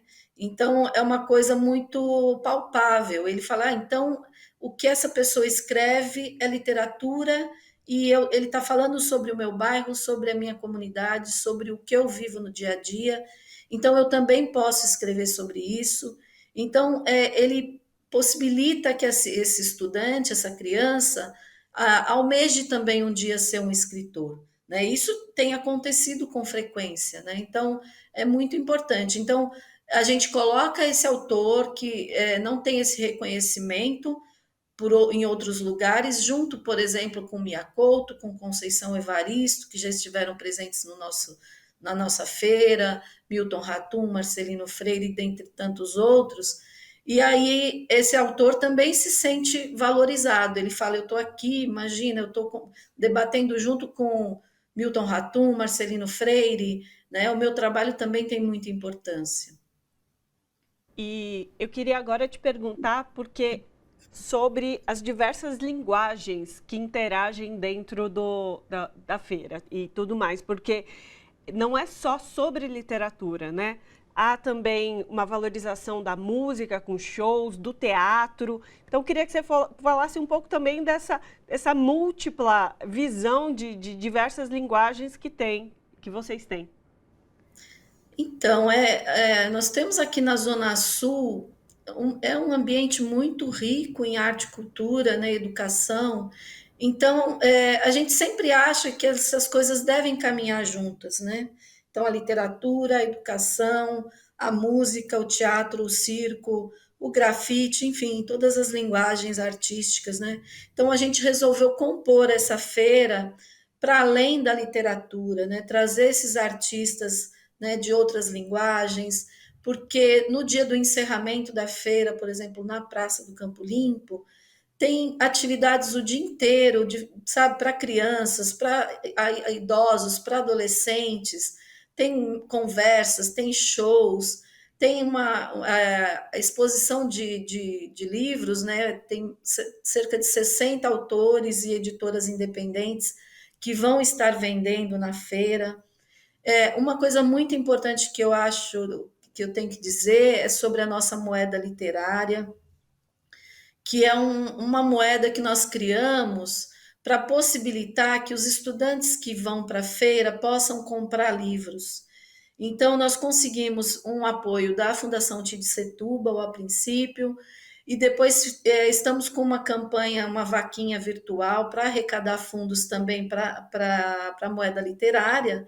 Com isso, nós vamos poder. A gente conseguiu 15 ônibus para que os estudantes possam ir para a feira. Então, são 15 ônibus das escolas do entorno. E aí, cada escola vai receber R$ 500 em moedas literárias para comprar livros na feira. Então, eu me lembro quando eu era criança, eu ia na Bienal do Livro e eu voltava com uma sacola cheia de marcadores de página, mas nenhum livro, porque eu não tinha dinheiro para comprar um livro. Então, as crianças da periferia, os pais têm outras prioridades e eles não conseguem comprar livros, né? Então, eu quero que essas crianças saiam da Feliz com uma sacolinha também com um livro dentro, pelo menos um livro. Então, é muito importante essa moeda. Outras feiras literárias estão copiando essa ideia, falaram, Sus, nós vamos copiar essa ideia de vocês, e que copiem, que essa ideia se espalhe por aí, porque é importante que as pessoas que vão à feira possam comprar seus livros, que também é importante para esses autores que estão lá trabalhando o dia inteiro, saiam de lá tendo vendido algum livro, né? Porque muitas vezes esses autores vão para feiras que eles têm que pagar para expor e saem sem vender sequer um livro. Então, eu já ouvi depoimentos de autores que falaram que na Feliz foi a feira onde eles mais venderam livros. Para a gente isso é muito importante. E Suzy, e quando você traz esse relato, teu relato próprio, também, a mim, pelo menos a mim remete, não sei quanto ano a minha colega, na nossa infância, de morar numa periferia, por exemplo, de ascender de conhecimento, de ir nos eventos literários e não poder comprar livro. E isso que você traz é muito importante porque, como você disse, a prioridade numa periferia é outra. E a gente sabe qual que é, na grande maioria, que é sanar a fome, que é ter condição mínima de dignidade de moradia. E nem por isso essa pessoa deixa de ter o direito de ler, porque gosta muito de ler e a gente não pode subestimar jamais. E essas parcerias, como é que você desenvolve para além disso, para garantir que esse aluno chegue e consiga comprar um livro, que o autor independente ele consiga vender também a sua obra, né? E sair fora desse grande mercado que a gente sabe que comprar um livro numa livraria às vezes é muito difícil por conta do valor que equivale e como você trouxe aí das prioridades, né? Como que você faz essas parcerias para que de fato tanto o autor como o estudante consiga garantir aí a sua obra, o seu livro? Então, a gente faz 1000 corres para conseguir que a feira aconteça. Eu sou chamada sempre da pidona, a pidona da Feliz, né? Porque eu sou a cara de pau que sai batendo nas portas e pedindo apoio. E aí, esse ano, eu tive essa ideia de criar uma campanha, né, uma vaquinha para arrecadar mais fundos, porque é isso, né? A gente faz muito trabalho nas escolas e os nossos livros não chegam nas escolas, porque a gente enfrenta outro tipo de burocracia, que é concorrer nos editais para compra de livros com grandes editoras, né? Então, raramente a gente consegue que um livro nosso chegue nas bibliotecas das escolas. Então, essa é uma possibilidade para que o professor e esse estudante adquiram esses livros para serem utilizados na sala de aula, porque de outra forma fica muito difícil, né? Então, a gente conhece, nós temos muitos trabalhos aqui de incentivo à leitura, nós distribuímos livros nos pontos de ônibus aqui na Zona Sul, e com uma bicicleta também a gente distribui livros, e a gente vê a demanda que as pessoas têm por livros. As pessoas não acreditam quando a gente fala, não, é de graça, você pode levar de graça, né? Então, as pessoas querem ler, mas o acesso às vezes é dificultado nas bibliotecas públicas. Às vezes, para uma criança pegar um livro, ela tem que fazer um cadastro, ela precisa levar o pai, precisa ter um comprovante de endereço. Então, são dificuldades que vão impedindo que a criança acesse o livro, né? Então, a gente tenta facilitar ao máximo que isso aconteça, porque eu não quero que nenhuma criança seja impedida de ter um livro na mão, como eu tive essa dificuldade, né? Então, eu tinha que esperar uma amiga que era assinante do Círculo do Livro na época, era um clube de livros que eu assinava e recebia um livro por mês, e eu tinha que esperar que ela escolhesse o livro que ela queria ler para eu ler na sequência, né? Então, eu quero que essas crianças dessas escolas que vão à Feliz, que possam sair de lá com um livro na mão. E faz um favor, então, fala como é que as pessoas que estão nos assistindo, nos escutando também na Rádio Brasil Atual, podem colaborar com essa vaquinha, ela está ativa ainda? Passa aí as informações. Sim, tá ativa. Eu não sei como mandar um link aqui, mas no site da Vaquinha mesmo, acho que é vaquinha.org, eu não sei, e tá lá, Moeda Literária Feliz. Feliz com Z e S no final, né, de Zona Sul. As pessoas então, procurando por moeda solidária feliz com ZS no final. Moeda literária Feliz. E também nas páginas da Feliz, né, no Instagram e Facebook, a gente está divulgando essa vaquinha. Quem quiser colaborar ainda está em tempo. Eu queria também falar das pessoas que vão ser homenageadas esse ano na Feliz. Todo ano a Feliz homenageia pessoas do nosso território, artistas, educadores, pessoas que têm importância aqui para a gente, né? E esse ano a gente está fazendo uma mulheragem, a Solange Amorim e Marilu Cardoso, que são duas educadoras que têm um papel muito importante aqui na Zona Sul. E o tema da Feliz esse ano é arte, educação, travessias e outras margens, né? Então a gente quer falar sobre a importância da educação e da arte caminharem juntos, dessa parceria super importante de de fazer atividades nas escolas. Nós temos professores parceiríssimos, parceiraços aqui na Zona Sul, que quando a gente fala que quer levar uma atividade, eles querem fazer, apesar de todas as dificuldades, né, do desmonte que vem tendo a educação. Então, ainda temos professores que fazem a diferença e que são muito importantes nesse processo. Perfeito, então. Só para repetir, então, a Feira Literária da Zona Sul, que é a Feliz, acontece entre os dias 18 e 23 de setembro, lá na região do Campo Limpo, Jardim São Luís e Capão Redondo. E conversamos com Suzy Soares, que é produtora e curadora da Feliz. Suzy, muitíssimo obrigada pela sua participação e por trazer esse conteúdo tão vasto e tão rico que a Feliz é e continuará sendo, com certeza. Muito obrigada, viu? Agradeço a oportunidade de estar aqui com vocês. Abraço. Abraço. E com essa bela entrevista da Suzy falando da Feira Literária da Zona Sul, importante espaço cultural e essa organização. Lembrando, pessoal, você que nos assiste aqui na TVT e nos escuta na Rádio Brasil Atual, vai no Instagram, no Facebook, procura Feira Literária da Zona Sul e se puder contribuir com eles, fazer essa contribuição, não é mesmo, Ana Rosa? Perfeito. E aí também você pode disseminar esse campo da solidariedade para a educação perto de você também. Se você tiver um livro parado, tiver alguma biblioteca que você não vai fazer mais uso, pense em doar para uma biblioteca pública, por exemplo, ou para uma entidade social de cursinho popular. Há várias formas que você pode usar aí a criatividade e de fazer com que mais pessoas tenham acesso a mais livros. Forte abraço para quem nos acompanhou na edição de hoje. A gente se vê semana que vem. Pessoal, obrigado pela companhia. Muito bom ter vocês aí do outro lado na TVT, canal 44.1 digital em São Paulo e também nos ouvindo na Rádio Brasil Atual. Cuidem-se todos. A gente se encontra no próximo programa. Tchau!